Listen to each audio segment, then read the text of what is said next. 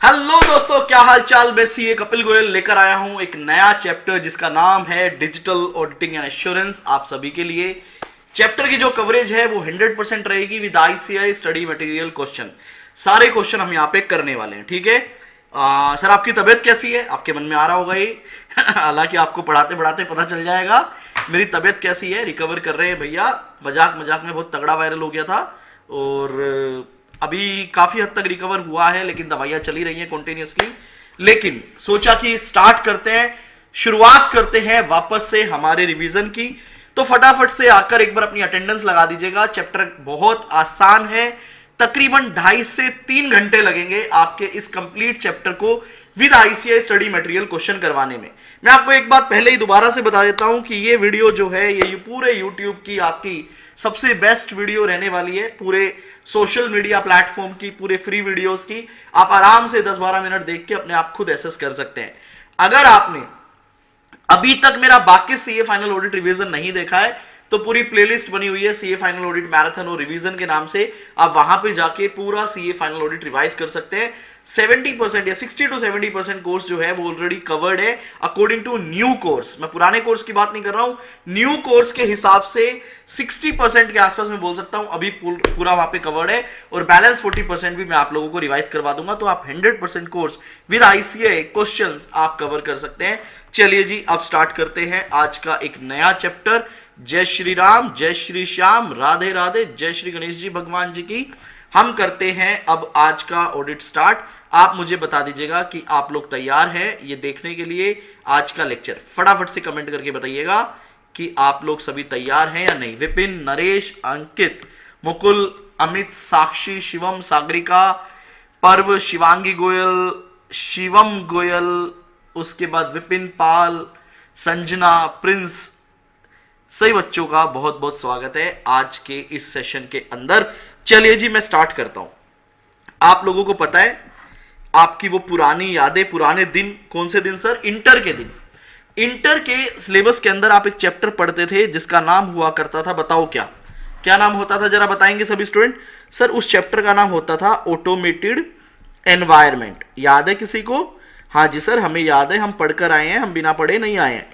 तो इंटर में एक चैप्टर हुआ करता था ऑटोमेटेड एनवायरमेंट। इतना ही नहीं, सीए फाइनल, अगर कोई student CA final old course की पढ़ाई कर चुका है और न्यू कोर्स में आया है, तो सीए फाइनल के अंदर भी एक चैप्टर हुआ करता था ऑटोमेटेड एनवायरनमेंट। आपका जो ये चैप्टर है डिजिटल ऑडिट, ये समझिएगा 50% जो है ये वो सेम चैप्टर है जो आपने इंटर में और सीए फाइनल ओल्ड कोर्स के अंदर कवर किया है, और बैलेंस इसके अंदर कुछ कंसेप्ट को इंट्रोड्यूस किया है, जो कि मैं बोल सकता हूं 50% जो है वो न्यू एडिशन हम यहां पे करने वाले हैं। ठीक है जी, हाँ जी प्रतीक आप बिल्कुल बोल रहे हैं, ऑटोमेटेड एनवायरनमेंट की ही हम बात कर रहे हैं। अब हम आगे बढ़ते हैं यहां से।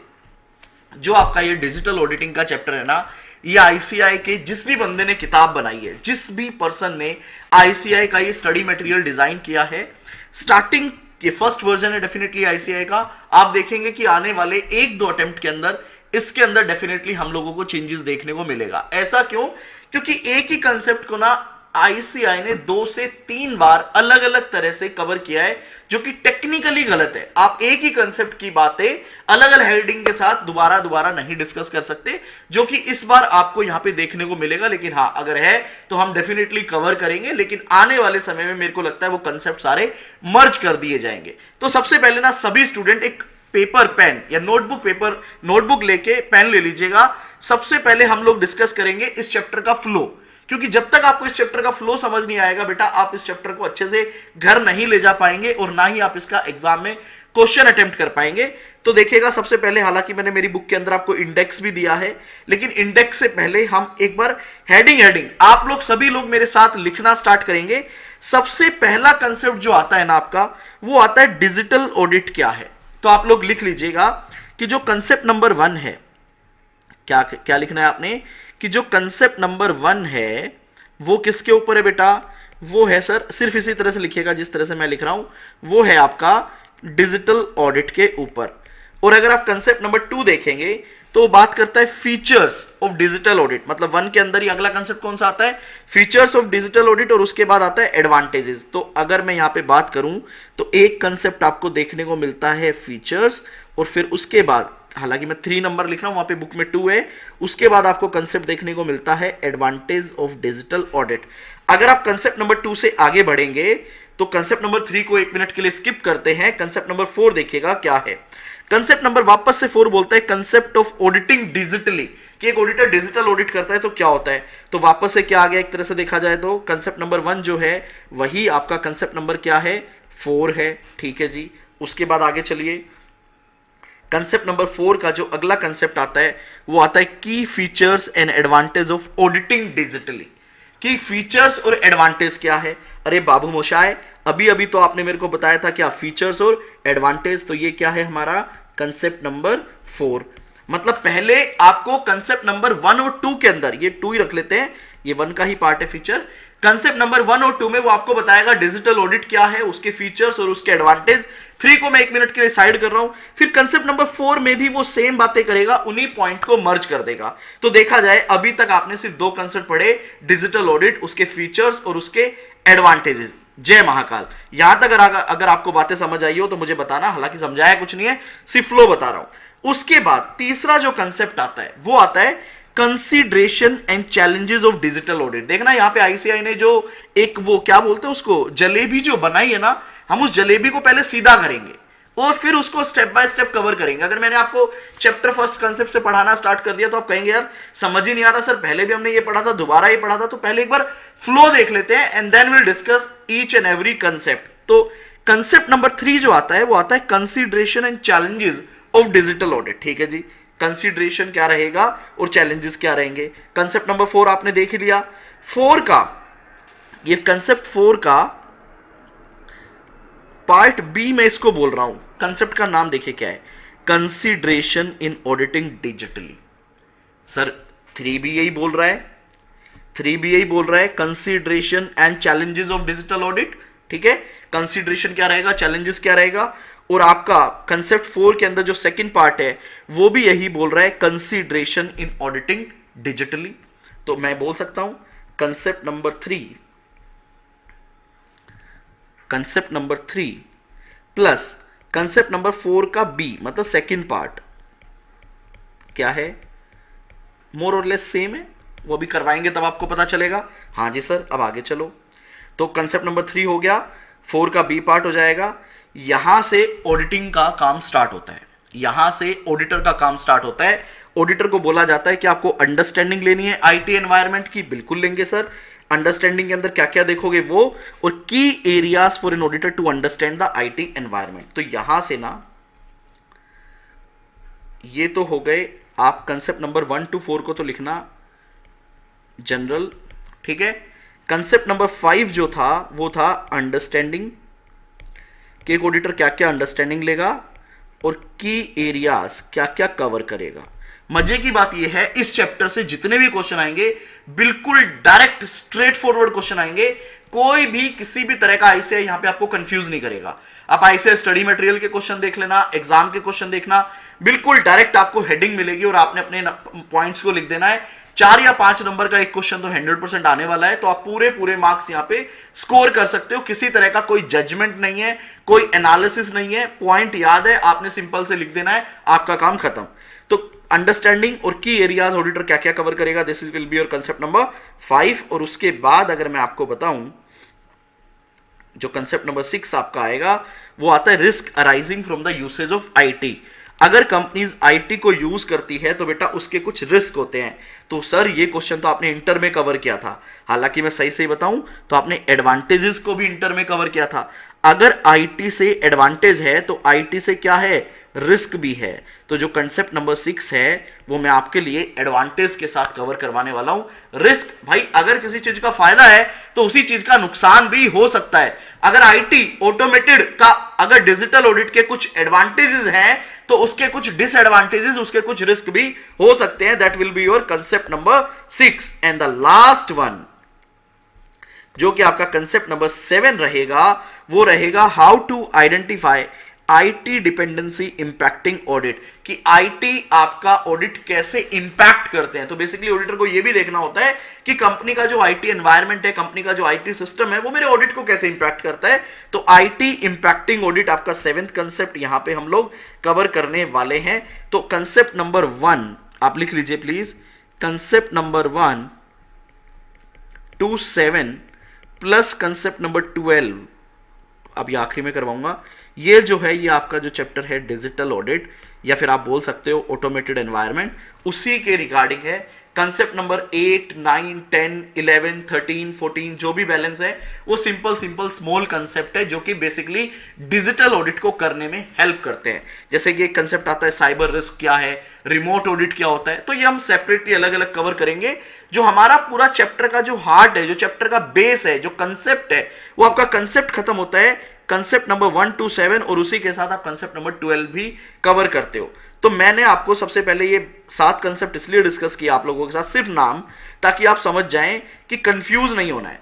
एक कंसेप्ट आईसीआई ने आपसे फीचर के नाम से पूछा है, अगला एडवांटेज के नाम से पूछा है, और फिर सेम कंसेप्ट उसने वापस से फीचर एंड एडवांटेज के नाम से पूछा है। तो इस तरह से आपको ये बातें ध्यान रखनी होगी। यहां तक सभी स्टूडेंट को फ्लो, चैप्टर का फ्लो मैंने कुछ समझाया नहीं अभी, चैप्टर का फ्लो सभी को क्लियर है क्या? प्लीज मेरे को एक बार कमेंट करके बताएं। बेटा दीप आज पहली क्लास ले रहा हूं तबीयत सही होने के बाद, ठीक है, रोज क्लास होगी तो सब कुछ कवर हो जाएगा। जल्दी से बताइएगा कि यहां तक सभी स्टूडेंट्स को क्लियर है क्या सारी बातें? सिर्फ मैंने अभी फ्लो डिस्कस किया है कि हम 8 कंसेप्ट 7 + 12 देखने वाले हैं। यस सर, सागरिका, गौरव, लैग आ रहा है क्या वीडियो में? 1-2 स्टूडेंट कमेंट कर रहे हैं वीडियो में लैग आ रहा है, प्लीज बताइएगा।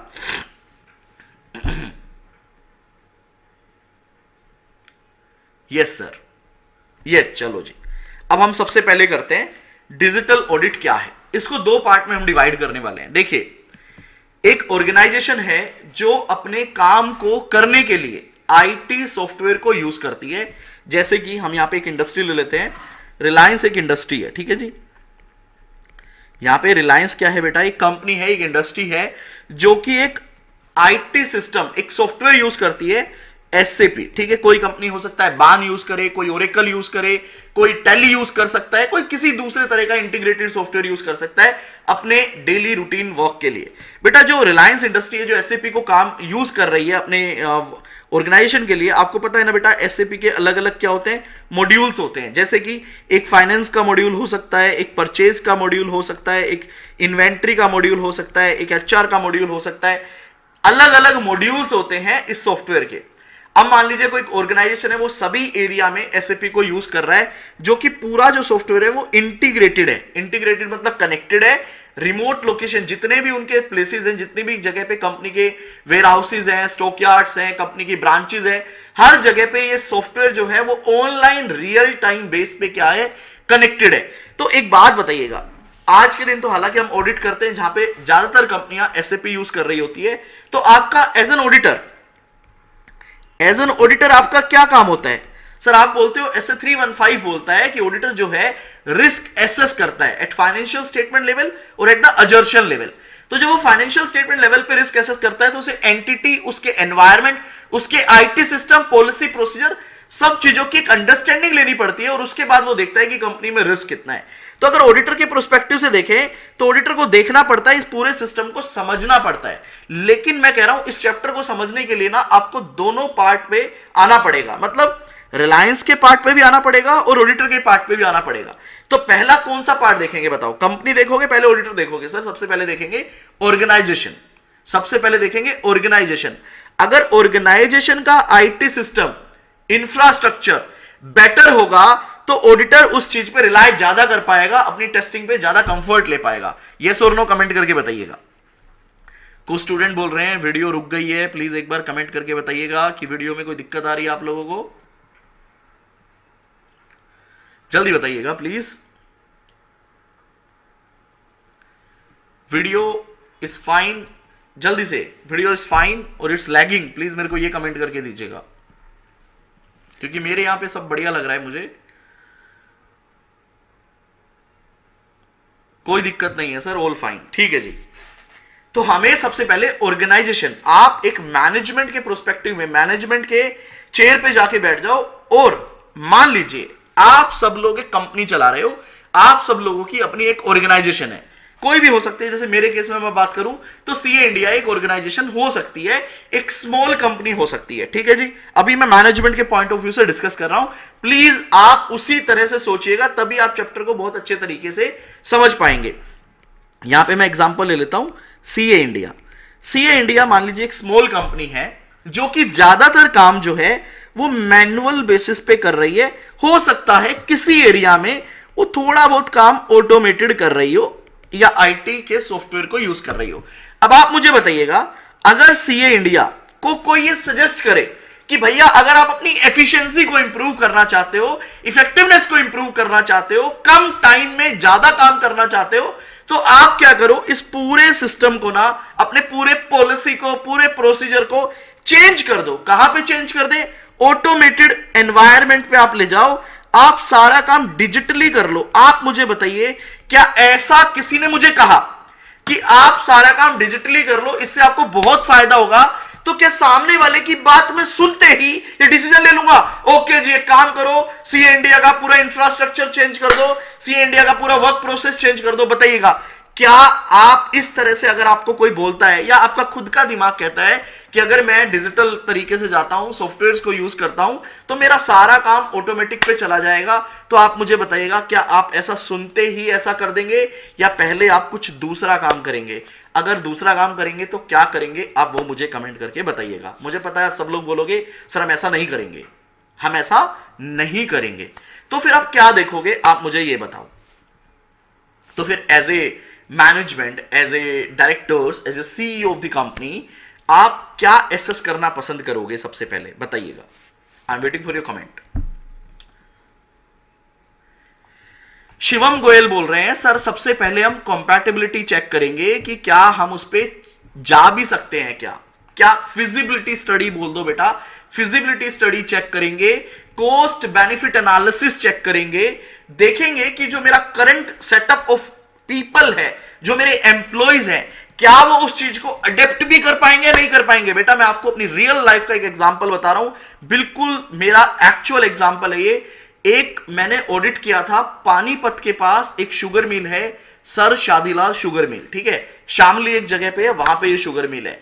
वहां पे मैं जब गया तो हम लोगों ने देखा कि कंपनी जो सारा काम है ना, प्रोसेस डिजाइनिंग के लिए गए थे बेसिकली हम लोग, जो समझा रहा हूं उसी के लिए गए थे, समझिए।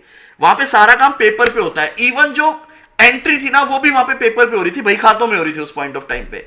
तो कंपनी ने हमको कहा कि भैया इनका प्रोसेस जो है ना, डिजिटल की बात नहीं हो रही थी, सिर्फ ऑटोमेशन और सिर्फ कंप्यूटर पे लाने की बात हो रही थी। तो मैं और मेरी टीम के 3 लोग और चले गए ये सोच के कि भैया हम इनको ऑटोमेशन करवाएंगे, हम इनको कंप्यूटर में शिफ्ट करेंगे सिर्फ मैनुअल से। अभी डिजिटली की बात नहीं कर रहा, अभी मैं सिर्फ इंटीग्रेटेड सॉफ्टवेयर की बात नहीं कर रहा, अभी तो मैं सिर्फ इतनी बात कर रहा हूं कि मैं इनको पेपर से सॉफ्टवेयर पे सिस्टम पे लेके जाऊंगा। लेकिन आप यकीन मानिएगा 10 दिन के बाद हम लोगों ने हार मान ली। क्यों? क्योंकि वहां पे जो एम्प्लॉय काम कर रहे थे, दे ऑल आर 50+, वो चाहते ही नहीं थे कि आप हमारे सिस्टम को चेंज करो, क्योंकि they don't want to learn new things, क्योंकि उनकी एज हो गई थी और अब वो किसी भी तरह की टेंशन नहीं लेना चाहते थे।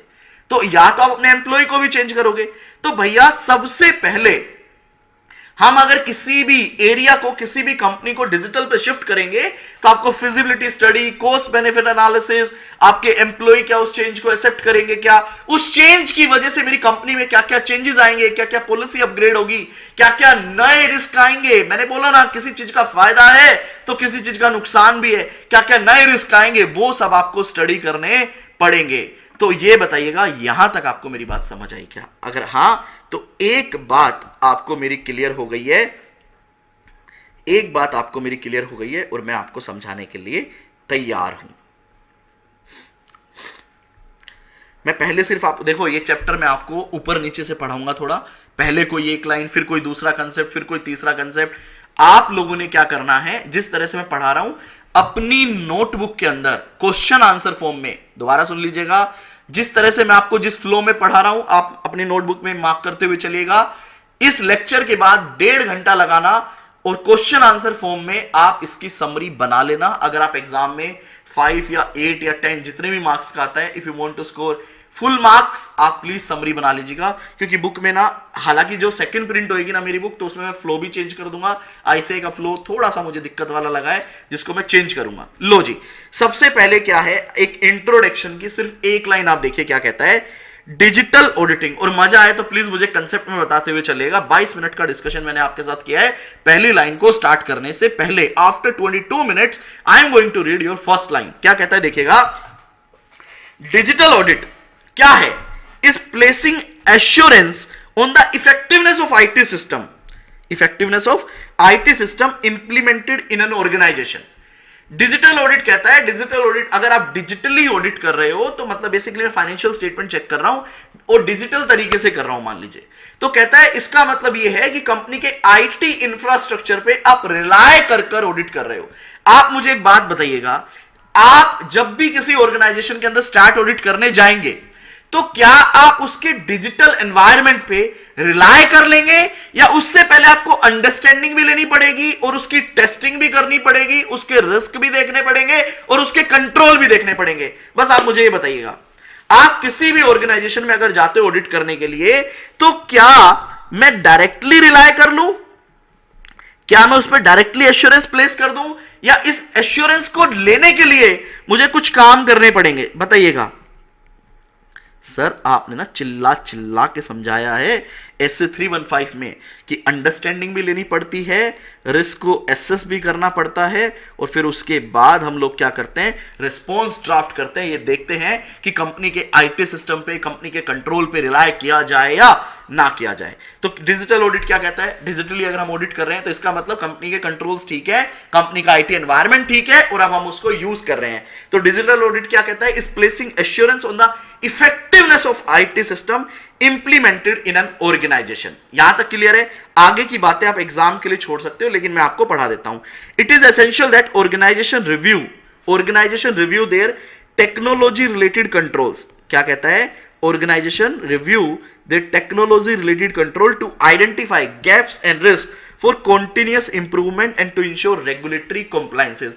अगर कोई भी कंपनी किसी भी तरह का कंट्रोल डिजाइन करती है, मैं कह रहा हूं छोड़ो डिजिटल, किसी भी तरह का कोई भी कंपनी अगर कंट्रोल डिजाइन करती है तो उसे कॉन्टिन्यूअस बेसिस पे उसे ओवरव्यू करना पड़ता है, उसे देखना पड़ता है, so that they can continuously improve और किसी भी तरह का कोई नॉन कॉम्प्लायंस ना हो। यहां तक। सर फीचर्स पढ़ा दो, फीचर अभी नहीं पढ़ेंगे, अभी हम पढ़ेंगे कंपनी डिजिटल ऑडिट के अंदर जा रही है तो वो किन किन चीजों को कंसीडर करेगी। ये फालतू की जो बातें हैं ना, प्लेन रट्टा वाली बातें या प्लेन याद करने वाली बातें, वो हम बाद में करेंगे, पहले समझने वाली बातें देखेगा। जो कंसेप्ट नंबर 3 है that is a very good concept समझने के पॉइंट ऑफ व्यू पे। तो उसके बाद कहता है कंसीडरेशन। अगला कंसेप्ट देखिए, मैं डायरेक्टली आपको ये पढ़ा रहा हूं, आप भी ये लिख सकते हैं अपनी किताब में। क्या कहता है? Consideration and challenges of digital audit. कि अगर डिजिटल ऑडिट किया जाए तो क्या कंसीडरेशन रहेगा एंड चैलेंजेस रहेंगे, ये आप बताइएगा।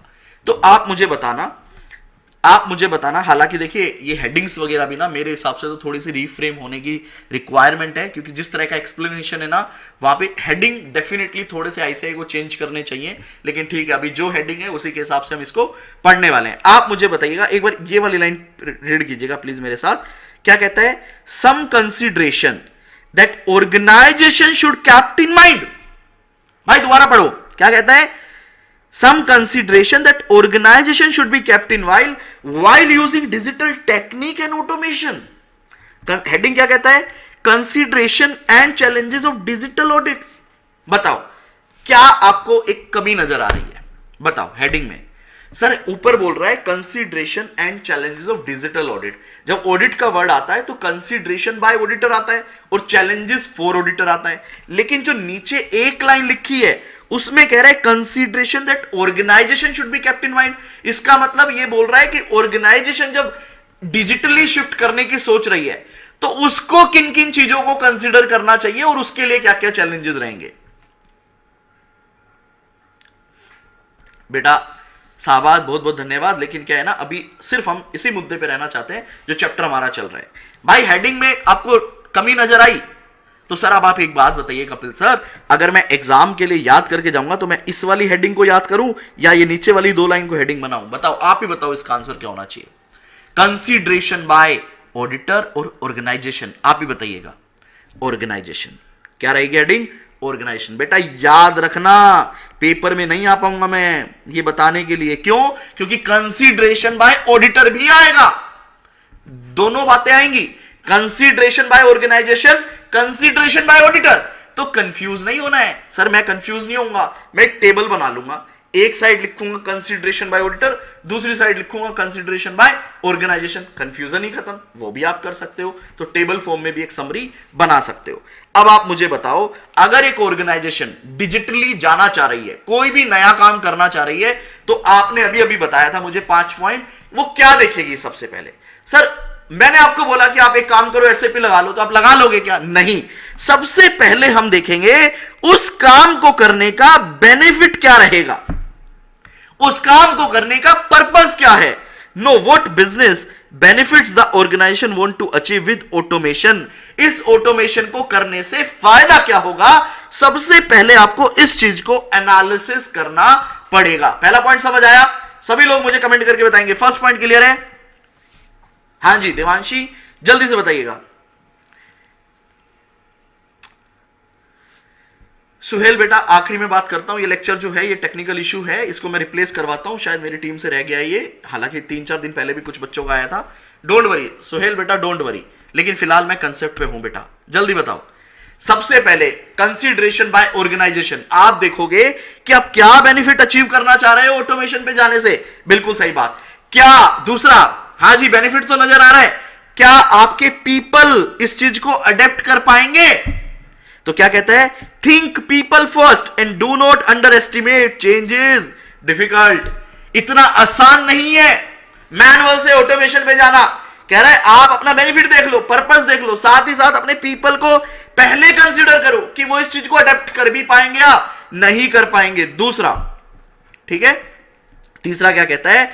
आपको टारगेट करना है right process, this is the key for successful automation. बेटा अभी मैंने आपके बुक के स्टार्टिंग में ही बताया था कि जो एसएपी का जो सॉफ्टवेयर होता है, बेटा कहां लिखा मैंने, हाँ ये रहा, जो एसएपी का जो सॉफ्टवेयर होता है that can be for multiple modules, multiple processes. आप लोगों ने सुना होगा कुछ सीए स्टूडेंट जो है वो एक सेपरेट कोर्स करते हैं एसएपी का फाइनेंस मॉड्यूल। करना नहीं चाहिए वैसे मेरे हिसाब से, लेकिन कुछ स्टूडेंट करते हैं। कुछ स्टूडेंट फाइनल में फेल हो जाते हैं तो वो एसएपी का फाइनेंस मॉड्यूल करते हैं। क्यों? क्योंकि किसी भी ऑर्गेनाइजेशन में उनको बढ़िया से फाइनेंस डिपार्टमेंट में नौकरी मिल जाएगी। तो आप मुझे बताइएगा, अगर आप ऑटोमेशन पे जाना चाह रहे हैं, आपने पर्पस देख लिया, एम्प्लॉय को देख लिया, तो आपको साथ साथ ये भी तो देखना पड़ेगा ना, क्या मैं पूरी कंपनी के हर सिस्टम को चेंज कर दूं, हर प्रोसेस को चेंज कर दूं, या राइट प्रोसेस, भाई हमारी रिक्वायरमेंट क्या है उसको करें। सर हमें राइट प्रोसेस को टारगेट करना पड़ेगा, अदरवाइज तो it will involve lots of cost और उसका बेनिफिट हमें कुछ भी नहीं मिलेगा। फोर्थ क्या कहता है देखिएगा, फोर्थ कहता है automation is not a stand alone solution. ये कोई एक स्टैंड अलोन एक सेपरेट काम नहीं है, and should be a part of broader digitisation strategy. ये पूरी जो आपकी डिजिटल स्ट्रैटेजी होती है ना, उसका पार्ट होना चाहिए। क्योंकि बेटा फेज मैनर में काम किया जाता है, तो अब ये नहीं कि चलो आज आपका मन किया 2 महीने में आपने कोई काम कर दिया। इट टेक्स टाइम, ठीक है। उसके बाद उसको इंप्लीमेंट किया जाता है, उसको ट्रांसफॉर्म किया जाता है। तो सबसे पहले क्या कहता है ऑर्गेनाइजेशन, क्या क्या कंसिडर करेगी बेटा, आपके बिजनेस के बेनिफिट, पीपल के बारे में सोचना है, राइट प्रोसेस को आपने टारगेट करना है, और उसके बाद क्या कहता है ये जो है आपका डिजिटल स्ट्रैटेजी के अंदर इंक्लूड होना चाहिए। फिफ्थ पॉइंट क्या कहता है देखिएगा, ensure that process work and it's standardise before automation या automating. Boards do not easily adapt to process change. आप मुझे बताइएगा कि जो मुझे ऑटोमेट करना है, अगर मैं चाहता हूं कि बोट्स मेरा कोई काम करे, तो जो काम मैं कर रहा हूं that should be a standardise work, या अगर मान लीजिए डिफरेंट नेचर ऑफ वर्क है, वो भी आपके हिसाब से कोई बोट कर देगा। ये मैं आपसे जानना चाह रहा हूं, ये मैं आपसे जानना चाह रहा हूं, कमेंट करके बताइएगा। आपको किसी चीज को ऑटोमेट करना है, तो ऑटोमेट करने से पहले आपको उस प्रोसेस को स्टैंडर्डाइज करना पड़ेगा, या आपको लगता है डिफरेंट डिफरेंट सिचुएशन में मेरा बोट काम करेगा? बताइए। आई am waiting for your comment बेटा, जल्दी से। सागरिका का मेरे पास सबसे पहले कमेंट आया है, सर हमें स्टैंडर्डाइज करना पड़ेगा। तो वही यहां पे लिखा है कि आपने प्रोसेस को क्या करना पड़ेगा, स्टैंडर्डाइज करना पड़ेगा, क्योंकि बोर्ड जो है वो चेंजिंग एनवायरनमेंट में काम नहीं कर पाएगा। बिल्कुल सही। बोर्ड बेटा क्या होता है, हमारा कोडिंग होती है, ऑटोमेशन को बोर्ड बोल देते हैं, ठीक है। स्टैंडर्डाइज करना पड़ेगा। और उसके बाद क्या कहता है, ऑटोमेट अगर आप किसी चीज को कर रहे हो तो उससे नए नए चैलेंजेस भी आएंगे, तो उस चीज को भी ध्यान रखिएगा। Automation introduce new challenges for organisation, don't forget about governance and data security in the risk framework. आपको गवर्नेंस, डेटा सिक्योरिटी, इन सब चीजों का भी ध्यान रखना है। तो मेरे प्यारे बच्चों, ये पॉइंट आपने याद रखने हैं कि ऑर्गेनाइजेशन क्या क्या माइंड में ध्यान रखेगी। मैंने आपके लिए ना कीवर्ड हाईलाइट कर दिया है, क्योंकि आपके क्वेश्चन के अंदर मिलेगा आपको। तो आपने ये 6 पॉइंट एग्जाम में लिखने हैं और आपका काम खत्म। वो 6 पॉइंट आप सभी स्टूडेंट एक बार दोबारा से मेरे साथ रीड कर लीजिए, कमेंट करने की रिक्वायरमेंट नहीं है। पहला पॉइंट क्या कहता है, know what business benefit the organisation want to achieve with the automation. दूसरा क्या कहता है, think people first and do not underestimate changes difficult. तीसरा कहता है, target the right process, this is a key for successful automation. और उसके बाद कहता है this should be covered in your digital strategy, ensure the process is standardise. और आपको क्या करना है, चैलेंजेस जैसे कि गवर्नेंस एंड डेटा सिक्योरिटी को भी कवर कर लेना है। तो ये किसके थे बेटा, ऑर्गेनाइजेशन के पॉइंट थे। बताइएगा समझ आया या नहीं, इतना बताइएगा। तो यहां ना मैं आप लोगों के लिए हेडिंग चेंज कर रहा हूं, ताकि आप चाहे आईसीआई स्टडी मटेरियल से भी कर रहे हो तो भी सेम कंटेंट है, क्योंकि मेरी पूरी किताब आईसीआई स्टडी मटेरियल को ध्यान में रखते हुए बनाई गई है। तो अगर आपके पास बुक नहीं है मेरी, तो आप आईसीआई स्टडी मटेरियल भी रेफर कर सकते हैं। तो इस कंसेप्ट को मैं बोल रहा हूं कंसेप्ट नंबर 3A। मैं सारे कंसेप्ट को ना बेटा मर्ज कर दूंगा ताकि आपके लिए आसान रहे। तो this is our concept number 3A। समझ आया? बताइएगा बेटा। ये मेरी मेन बुक है, पीडीएफ में अवेलेबल नहीं है, हार्ड कॉपी में मैं प्रिंटिंग कॉस्ट पे देता हूं। तकरीबन 500 रुपए में पूरे तीनों मॉड्यूल मेरे अवेलेबल होते हैं ceindia.org वेबसाइट पे। बट अगर आपके पास नहीं है, आप आईसीआई स्टडी मटेरियल भी रेफर कर सकते हैं। हाँ जी, क्लियर है। तो कंसिडरेशन बाय ऑर्गेनाइजेशन था। अब एक बार आगे आओ, हम ऑडिटर बाद में देखेंगे, क्योंकि अगर मैं पहले कंपनी लेके आ रहा हूं, फिर ऑडिटर लेके आ रहा हूं, फिर कंपनी लेके आ रहा हूं, फिर ऑडिटर लेके आ रहा हूं, तो आप कंफ्यूज जाओगे। पहले कंपनी देख लेते हैं, कंपनी का काम खत्म करेंगे, फिर ऑडिटर को लेके आएंगे। लो जी, यहां देखिएगा क्या कहता है, कंसीडरेशन इन ऑडिटिंग डिजिटली। अब आप मुझे बताइएगा कि हेडिंग सेम है या नहीं। मतलब सेल्फ स्टडी वाला बालक तो यही कंफ्यूज हो जाएगा, ये क्या चल क्या रहा है। आईसीआई रायता बनाना था तो बूंदी बना देता, ये तुमने बूंदी के साथ मिक्स भी बना दिया, वेजिटेबल भी डाल दिया, पाइनएप्पल भी डाल दिया, बाकी सारी चीजें भी डाल दी, इसको क्या बोला जाए समझ नहीं आ रहा। बताओ जी, कंसीडरेशन इन ऑडिटिंग डिजिटली, बताइएगा। हाँ जी, बिल्कुल सेम हेडिंग है सर, बहुत ही कंफ्यूजिंग है सर, बताइएगा। तो ये पेपर में कैसे आ सकती है, हेडिंग को मार्क कीजिएगा। ये है कि there are few questions, mark करना ही बात, there are few question important to ask and answer. आपके पेपर में क्वेश्चन आएगा कि इन डिजिटल ऑडिटिंग, हालांकि जैसे ही ऑडिटिंग वर्ड आता है तो ऐसा लगता है ऑडिटर का काम है, ऑडिटर का काम है ना, अभी ऑर्गेनाइजेशन का ही काम है। कह रहा है in digital auditing there are some few question which you should ask and answer. आपको जब भी किसी मैनुअल से ऑटोमेशन पे जाना है तो आपको कुछ सबसे पहले क्वेश्चन पूछने चाहिए और उनके आंसर देने चाहिए। अरे सर, ऊपर क्या हम रामायण पढ़कर आए हैं? हमने अभी भी तो यही देखा था कि हमारा बिजनेस का बेनिफिट क्या रहेगा, क्या हम हमारे पीपल को चेंज करवा पाएंगे, पीपल को समझना पड़ेगा, राइट प्रोसेस को सेलेक्ट करना पड़ेगा, इसको स्ट्रेटेजी में इंक्लूड करना पड़ेगा, प्रोसेस स्टैंडर्डाइज करने पड़ेंगे और उसके बाद नए रिस्क वगैरह को भी देखना पड़ेगा। हमने अपने आप को समझाया कि करने से पहले इन चीजों को देखना है। सेम बातें हैं बेटा, सेम बातें हैं, दूसरे तरीके से हैं, क्वेश्चन आंसर फॉर्म में है। तो आप हेडिंग क्या आएगी पेपर में, there are few question important to ask and answer at all stage of tech journey. तो आपने वो क्वेश्चन और वो आंसर बताने हैं, तो ये चीज आपने ध्यान रखनी है। कंसीडरेशन वर्ड जो है वो बड़ा ही कंफ्यूजिंग वर्ड है, उससे आप बचकर रहें। तो देखो पहले प्रॉब्लम, पहला क्वेश्चन क्या आता है, पहला क्वेश्चन आता है कि भैया अगर हम डिजिटली जा रहे हैं, अगर हम एक काम को, उस काम को जो तरीका हमारा है, जो प्रोसेस हमारा है, अगर हम उससे शिफ्ट कर रहे हैं तो उसका पर्पस क्या है, why we are doing this. तो देखो क्या कहता है, इससे फायदा क्या होने वाला है, what problem are you trying to solve. Sir ये ऑडिटर भी तो पूछ सकता है, अरे आप किसी भी तरह से समझो, आपने जो याद रखना है वो रखना है few question important to ask and answer, बस ये चीज ध्यान रखना।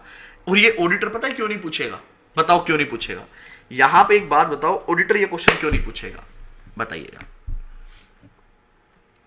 देखते हैं कोई बच्चा मतलब बता भी पाएगा या नहीं। बेटा इसे स्टडी मटेरियल रेफर कर लो, बिल्कुल सेम चैप्टर है। क्योंकि ऑडिटर जो है वो बाद में आता है, कंपनी अपने डिसीजन पहले ले लेती है, सिस्टम को चेंज कर लेती है, तो ऑडिटर बहुत बाद में आता है, ठीक है। तो देखिए पहला क्वेश्चन क्या है, फ्यू क्वेश्चन टू आस्क में, what problem are you trying to solve. आप अगर एक काम को चेंज कर रहे हैं तो उसका किस प्रॉब्लम को वो सोल्व कर रहा है। तो देखिए, continuously evaluate emerging technologies and latest tool to see what can benefit audit, कि ऑडिट को किस किस तरह से फायदा हो सकता है। Think about what would make you your audit easier. तो आपको देखना पड़ेगा कौन कौन से टूल, कौन कौन से सॉफ्टवेयर्स हमारे ऑडिट को आसान बना सकते हैं इस डिजिटल तरीके से। हाँ बिल्कुल सही, इस डिजिटल ऑडिट को आसान करने के लिए कौन कौन से टूल कंपनी लगा सकती है और हमारे हेल्प आ सकते हैं। तो पहला क्वेश्चन क्या कहता है, what problems are you trying to solve. तो आपने सबसे पहले देखना पड़ेगा। सर इसको मैं इस तरह से भी तो समझ सकता हूं, जस्ट फॉर मेमोरी पर्पस बता रहा हूं कि एक ऑडिटर ना किसी क्लाइंट पे ऑडिट करने के लिए जा रहा है, ठीक है, एक ऑडिटर किसी क्लाइंट पे ऑडिट करने के लिए जा रहा है और वो ये सोच रहा है कि मैं कौन सा सॉफ्टवेयर यूज करूं अपना ऑडिट डिजिटली करने के लिए। आप इस तरीके से भी समझ सकते हो। बस आपको दो चीजें ध्यान रखनी है सर, पॉइंट याद करने से ज्यादा ना इस चैप्टर में इंपॉर्टेंट है क्वेश्चन याद करना, बस ये बात ध्यान रखना। कुछ बच्चे क्या करते हैं, आंसर को याद करने में या आंसर को रटने में लग जाते हैं। आंसर तो आपने रट लिया, लेकिन पेपर में वो जो क्वेश्चन आएगा ना, तो आप समझ ही नहीं पाओगे कि ये क्वेश्चन क्या है। आपको आंसर सारे याद हैं, आप समझ ही नहीं पाओगे इसमें आंसर कौन सा लिखना है। तो इस चैलेंज को प्लीज ओवरकम कर लेना। इसलिए इस चैप्टर के स्पेशली आपको क्वेश्चन याद करने ही करने हैं। तो पहला क्या था, organisation should be kept in mind. जब भी आप डिजिटल जाते हो तो 6 पॉइंट आपने देखे। उसके बाद आता है कंसीडरेशन इन ऑडिटिंग डिजिटली, कि भैया आपको कुछ क्वेश्चन पूछने हैं और उनके आंसर देने हैं। पहला कि क्या प्रॉब्लम सोल्व करने वाले हैं, कॉन्टिन्यूअसली इवैल्यूएट करो, नई नई टेक्नोलॉजी आ रही है, लेटेस्ट टूल आ रहे हैं जो कि आपके ऑडिट को बेनिफिट कर सकता है। Think what would you make your audit easier, ठीक है जी। उसके बाद कहता है which technology can help you, कौन सी टेक्नोलॉजी आपको हेल्प करेगी। There are number of tools available and many vendors and startups Consider how comfortably this solution will integrate into your current process and flag any potential implementation issues early on. तो आप देखो कौन कौन सी technology available है. Sir Kapil sir एक और बात बताइए, ये एक्सप्लेनेशन भी पूरा डिटेल में याद करना है कि यहां पे हमें पॉइंट पे फोकस करना है? बेटा इस चैप्टर के अंदर मेनली आपको पॉइंट पे फोकस करना है. एक्सप्लेनेशन अगर आप एक दो लाइन में लिखेंगे तो बहुत रहेगा. ठीक है, आगे देखते हैं. How will you upskill people to make best use of technology. ऊपर जो कंसिडरेशन था उसमें भी पीपल था, यहां भी पीपल है. देखिए अब लोगों को कैसे अपग्रेड करोगे? सर उनको ट्रेनिंग देकर, उनको जो भी हम सॉफ्टवेयर लेके आ रहे हैं उसका पर्पस बताकर, उसके बेनिफिट बताकर उनको यह बताया जाएगा कि इससे आपका काम आसान कैसे होगा, किस तरह से आप अपने टाइम को बचा सकते हो.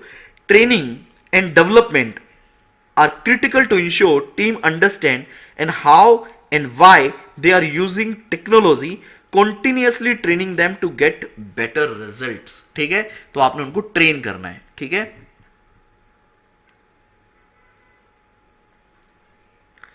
रोलिंग लाइफ में आपको अलग से बाद में रिप्लाई करता हूं. उसके बाद कहता है range of automated solution. There is a range of automated solution which help to standardise repeatable task and optimise efforts resulting in doing better. Some of the technique are using robotic and automation. Automated environment के अंदर हम idea या idea आप यहां पे लिख सकते हो, एक टूल हो सकता है. तो आप मुझे बताओ ये जो 4 पॉइंट है कि कौन सी प्रॉब्लम सोल्व हो रही है, which technology will going to help you, how you will upskill your employee या people, range of automated solution. आप ही बताओ क्या ये ऑडिटर के पॉइंट से लिखोगे या मैनेजमेंट के पॉइंट से? लेकिन अगर ऑडिटर के हिसाब से लिखोगे तो मैं एक लाइन अलग से यूज करवाऊंगा, एक लाइन अलग से ऐड करवाऊंगा आपको. बताओ, आप ही लोग बता दो.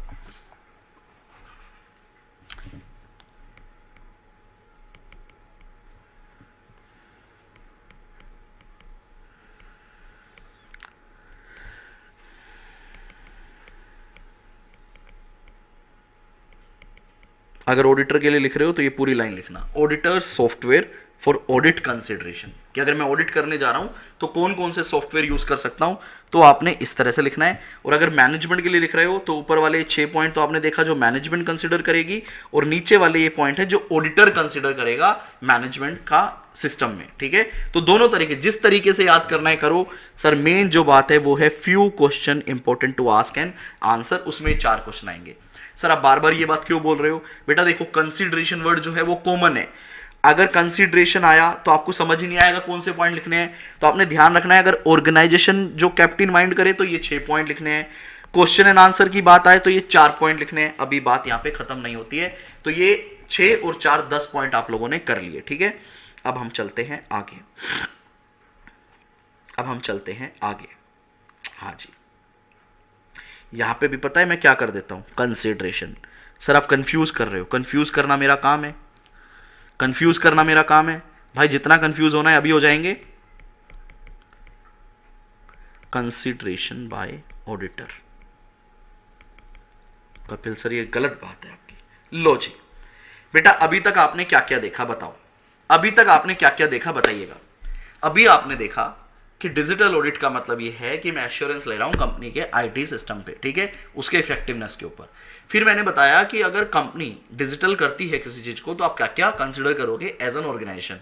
फिर आपने दोबारा देखा कि आप कौन कौन से क्वेश्चन आस्क करोगे. ठीक है जी, यहां तक आ गया. अब आप मुझे बताइएगा, क्या एक ऑडिटर जब ऑडिट करने जाएगा तो क्या उसे उस आईटी एनवायरमेंट की अंडरस्टैंडिंग लेनी होगी? जल्दी बताओ. SA 315, क्या उसे आईटी एनवायरमेंट की अंडरस्टैंडिंग लेनी पड़ेगी? जल्दी से बताइएगा. डेफिनेटली लेनी पड़ेगी सर. हमारे SA 315 का नाम क्या है? Identify NSS the risk of material misstatement through understanding the entity and environment including internal control. तो एनवायरमेंट और आईटी स्ट्रक्चर की तो हम नॉलेज लेते ही लेते हैं. तो यहां पे अब कौन आ गया बेटा? यहां पे आ गया ऑडिटर. यहां पे कौन आ गया बताओ कंसेप्ट नंबर 5 में? यहां पे कौन आ गया? ऑडिटर अंडरस्टैंडिंग ले रहा है आईटी एनवायरमेंट की. तो वो क्या क्या देखेगा. हमने ऑर्गेनाइजेशन की बात की, कंफ्यूज नहीं होना है बिल्कुल भी. समरी बनानी है आपने. सबसे पहले डिजिटल ऑडिट की वो 2 लाइनें, उसके बाद कंसीडरेशन बाय ऑर्गेनाइजेशन, और फिर क्वेश्चन आस्क. उसके बाद सिंपल आप लिखना अंडरस्टैंडिंग बाय द ऑडिटर. तो ऑडिटर क्या क्या अंडरस्टैंडिंग करेगा, ये मैं आपको तीसरा पॉइंट करवा रहा हूं, तीसरा कंसेप्ट करवा रहा हूं. देखिएगा सबसे पहले आप अंडरस्टैंडिंग लेंगे ways in which entity rely upon IT, कि एंटिटी कैसे आईटी पे रिलाय करती है, and how IT environment is set up to support business, company किस तरह से आईटी को सेटअप करती है। This allow auditor to better understand where risk might arise. बेटा देखिए ये टेक्निकल लैंग्वेज है, इससे पहले मैं आपको एक जनरल तरीके से समझाना चाहूंगा ताकि बहुत सारे स्टूडेंट इसको आसान भाषा में समझ लें। देखिए बेटा क्या होता है, ऑडिटर जब भी किसी क्लाइंट पे जाता है जहां पे वो अंडरस्टैंडिंग लेता है तो उसके लिए वो एक प्रोसेस लगाता है। उस प्रोसेस को हम लोग क्या बोलते हैं बताओ, उस प्रोसेस को हम क्या बोलते हैं? अंडरस्टैंडिंग के लिए जो प्रोसेस लगाया जाता है उस प्रोसेस को हम बोलते हैं वॉक थ्रू।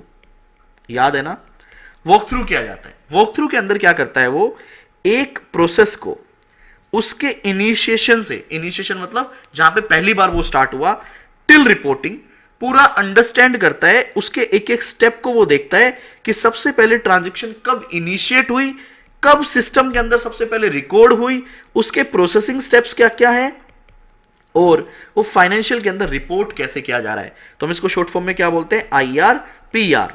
तो आपको हर ऑर्गेनाइजेशन का आईआर पीआर समझना पड़ता है किसी भी प्रोसेस का, और उसमें समझते टाइम दो चीजों पे हमारा फोकस होता है। किस किस पे बताना जरा, किस क्या क्या था बताना। प्रोसेस तो हम देखते हैं, प्रोसेस में तो ये देख रहे हैं आईआर पीआर। दो चीजों पे हमारा फोकस होता था, किस पे, एक होता था रिस्क पे, और उसके अलावा दूसरा फोकस होता था हमारा कंट्रोल्स के ऊपर। ठीक है, तो हम इस प्रोसेस से क्या करते हैं, कंपनी का एनवायरनमेंट और प्रोसेस समझते हैं। अब देखिएगा, अब क्या कहता है, ऑडिटर अंडरस्टैंड करेगा ways in which entity rely upon IT and how IT environment is set up, कैसे सेटअप हुआ है to support business. This allow auditor to better understand where risk might arise. तो अगर आप प्रोसेस समझ रहे हो, कंपनी किस तरह से सेटअप कर रही है, तो आपको पता चलेगा क्या क्या रिस्क अराइज हो सकते हैं। उसके बाद क्या कहता है, understand how IT is used by entity, help in identifying controls over the entity IT processes. आप ये भी देखो कि कंपनी कैसे आईटी को यूज कर रही है टू आइडेंटिफाई कंट्रोल्स, आपको कंट्रोल्स को भी देखना पड़ेगा। तीसरा क्या कहता है, एसेस करो complexity, helps teams consider whether to involve IT specialist या एक्सपर्ट इन प्लानिंग एंड और एग्जीक्यूशन। बेटा आप मुझे बताइएगा, कंपनी जब डिजिटली सारा काम कर रही है तो क्या ऐसा हो सकता है कि एक ऑडिटर के बस की बात ना हो उस सॉफ्टवेयर को चेक करना, उस प्रोसेस को चेक करना? सर ऐसा हमेशा होता है। हम हमारे रियल लाइफ के अंदर भी, हमारी कंपनी के अंदर एक सेकंड डिपार्टमेंट होता है जो पूरा आईटी एनवायरनमेंट को चेक करता है। तो एक ऑडिटर क्या देख सकता है भैया, आईटी स्पेशलिस्ट और एक्सपर्ट को भी इन्वॉल्व कर सकता है। ऐसे नंबर बताओ, ऐसे नंबर बताओ, ऐसे नंबर बताइएगा फटाफट से, जल्दी से।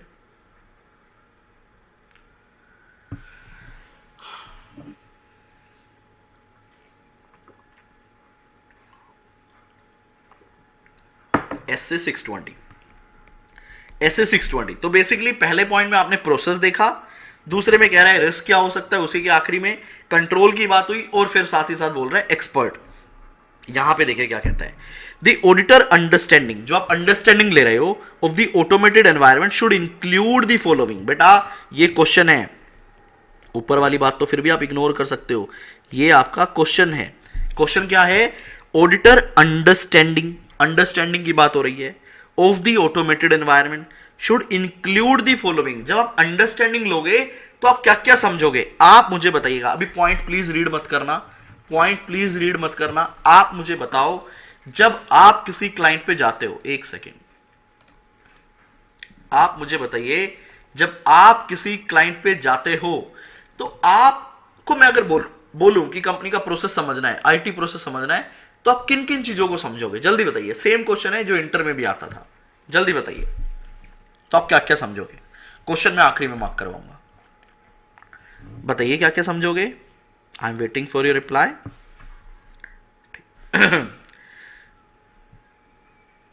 सर हम देखेंगे कंपनी कौन सी एप्लीकेशन यूज करती है, कंपनी का आईटी इंफ्रा कैसा है, ठीक है, कंपनी का ऑर्गेनाइजेशन स्ट्रक्चर कैसा है, ठीक है जी, कंपनी की ऑर्गेनाइजेशन स्ट्रक्चर की पॉलिसीज कैसी हैं, पॉलिसीज आपको देखनी पड़ेंगी ना, बिल्कुल देखेंगे। कंपनी के रिस्क एंड कंट्रोल्स कैसे हैं उसके बाद आपका आ गया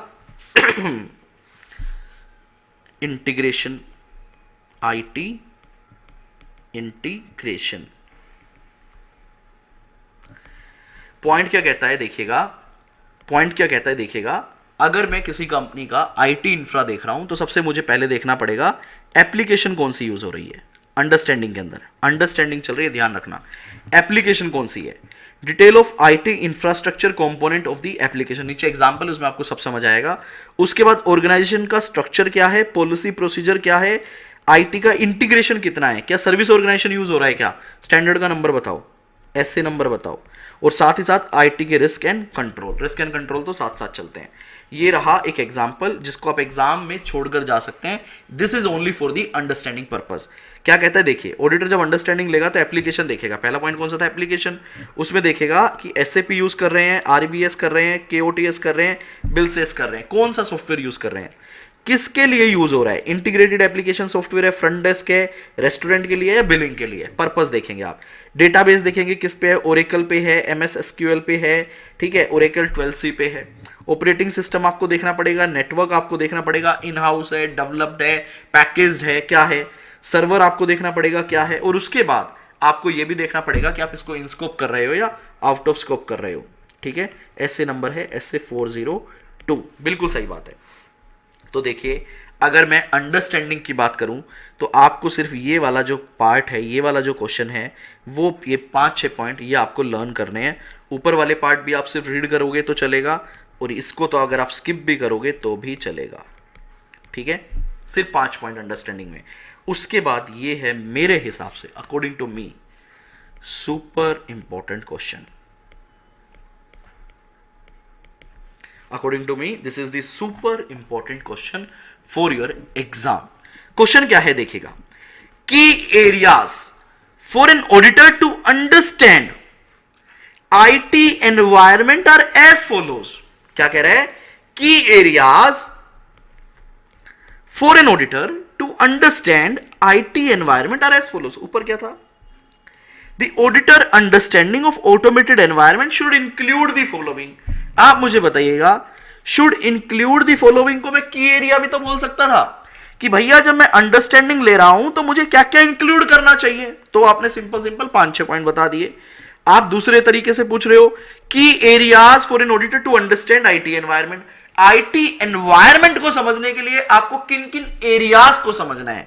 तो यहां पे एरियाज जो हैं वो अलग अलग होते हैं, मल्टीपल फैक्टर्स होते हैं। यहां पे वो कह रहे हैं कि आप क्या क्या इंक्लूड करोगे उस एप्लीकेशन को समझते टाइम, ये आपको ध्यान रखना होगा कि यहां पे जब मैं सिर्फ ऑटोमेटेड एनवायरमेंट को समझ रहा हूं तो मैं एक ऐप को समझ रहा हूं, एक सिस्टम को समझ रहा हूं।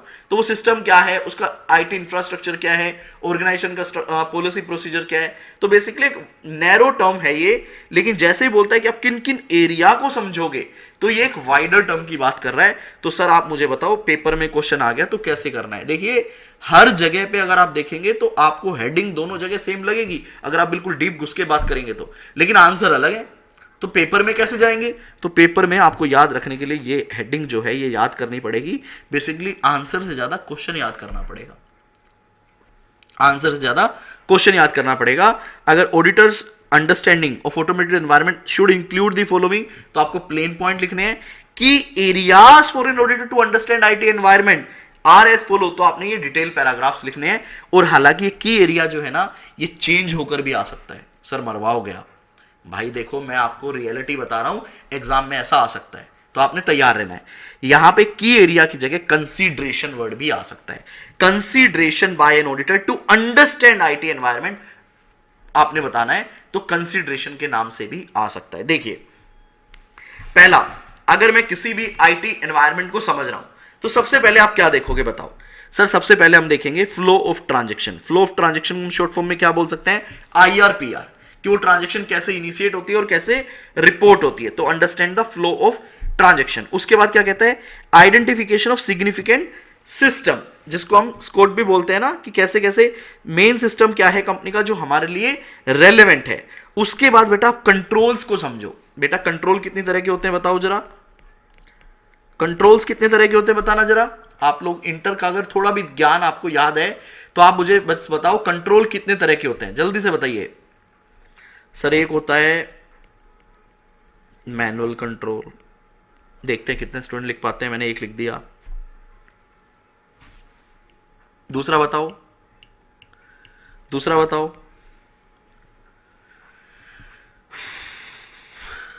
जल्दी बताओ बेटा। दूसरा होता है ऑटोमेटेड कंट्रोल।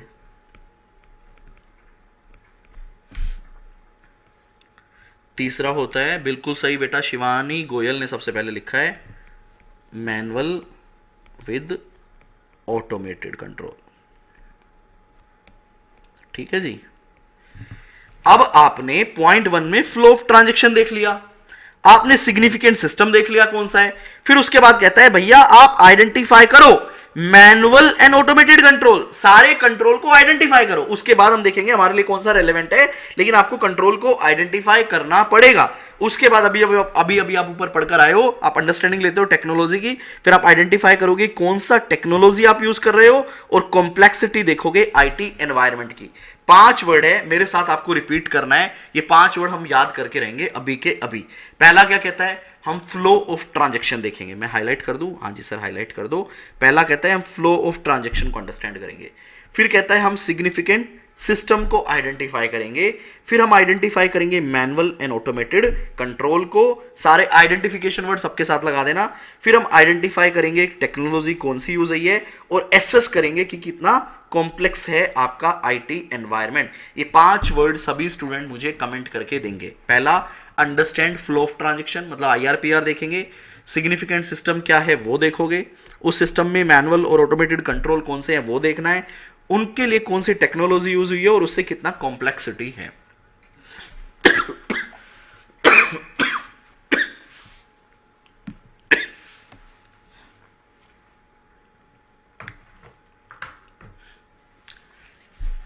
हाँ जी, understand the flow of transaction, identification significant system, identification manual and automated control, identification of technology, और उसके बाद कॉम्प्लेक्सिटी। बेटा इस क्वेश्चन के साथ लिख लो, याद करना है। मैं हर किसी के साथ नहीं लिख रहा, बाकी सब आप रीड करोगे चलेगा, इसके साथ लिख लो, याद करना है। ठीक है, हाँ जी, लो जी रीड करते हैं फटाफट से। हाँ जी, understand the flow of transaction, auditor को बता रहा है कि ऑडिटर अंडरस्टैंडिंग में किन किन की एरियाज को कवर करेगा। और दूसरी मेरी एक गुजारिश आप सभी लोगों से, सभी बच्चों से, अगर आप यहां तक आ गए हैं तो प्लीज एक बार वीडियो को जरूर लाइक कर दीजिएगा, और अगर अच्छी लगे, आप अपने दिल की कोई भी बात कमेंट सेक्शन में लिखना चाहते हैं तो वो भी जरूर लिख कर जाइएगा। देखिएगा, understand the flow of transaction, focus on identifying and understanding nature and number of specific IT application and other aspect relevant to flow of transaction and processing of information। देखो बेटा बहुत ही इनकम्प्लीट ये लैंग्वेज है, यहाँ पे flow of transaction के अंदर क्या आएगा, IRPR, ये आपको अंडरस्टैंड करना पड़ेगा। दूसरे नंबर पे क्या बोलता है, identification of significant system, identify IT application and supporting IT infrastructure. इस क्वेश्चन का आंसर ऑटोमेटिकली ऊपर से निकलकर आ जाएगा। Of how information relating to significant class of transaction, जिसको हम क्या बोलते हैं, स्कॉट्स, ठीक है, account balance and disclosure flow into और through and out of the entity information system, कि कैसे significant class of transaction system में आती है और एंटर की जाती है, वो पूरा आपको समझना पड़ेगा। तो IRPR बेसिकली सेकंड पॉइंट में इन्होंने कवर भी कर लिया। ठीक है जी। तीसरा कहता है identification of manual and automated control, an entity mix of manual and automated element vary with the nature and complexity of the entity use of IT। Depend करता है जिस तरह का आपका IT इंफ्रास्ट्रक्चर है, जिस तरह का आपका सॉफ्टवेयर है, उस तरह की कंपनी कंट्रोल डिजाइन करेगी। दैट कैन बी मैनुअल और दैट कैन बी ऑटोमेटेड और that can also be manual with automated control. The characteristics of manual or automated element are relevant to auditor identification and assessment of ROMM। कितना control manual है, कितना automated है, कितना manual with automated है, this will definitely help us to identify and assess the ROMM। तो तीसरा concept आता था ROMM को लेकर। फोर्थ आता है identification of the technology use, कौन सा टेक्नोलॉजी ऑर्गेनाइजेशन यूज कर रहा है। Given the potential complexities of technology, there is an increased likelihood that the engagement team may decide to engage specialist or an auditor expert to help and understand how their use impact entity financial reporting processes. ये भी आप देखोगे, अगर आपको बहुत ही ज़्यादा complex लगता है तो आप डेफिनेटली स्पेशलिस्ट को इन्वॉल्व करोगे.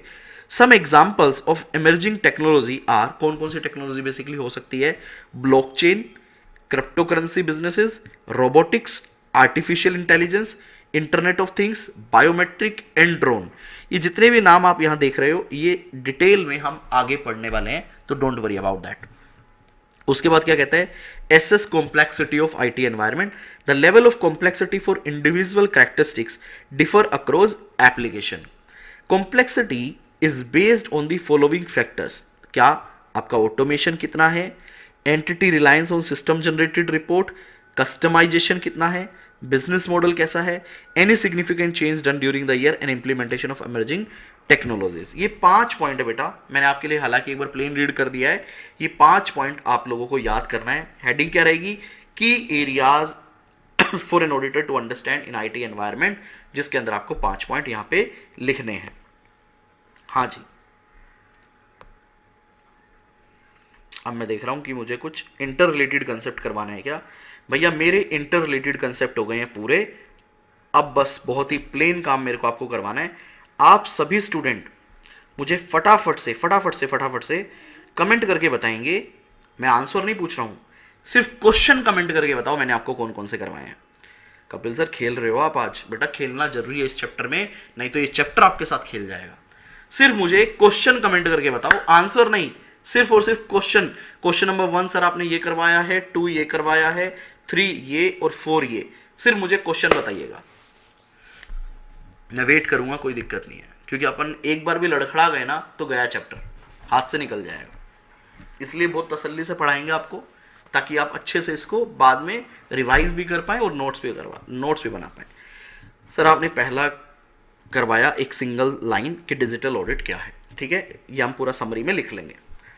उसके बाद आपने हमें बताया सर कंसीडरेशन बाय ऑर्गेनाइजेशन. तो ये मैं बोल दूं कि मैंने आपको क्या करवाया है? Question number 1.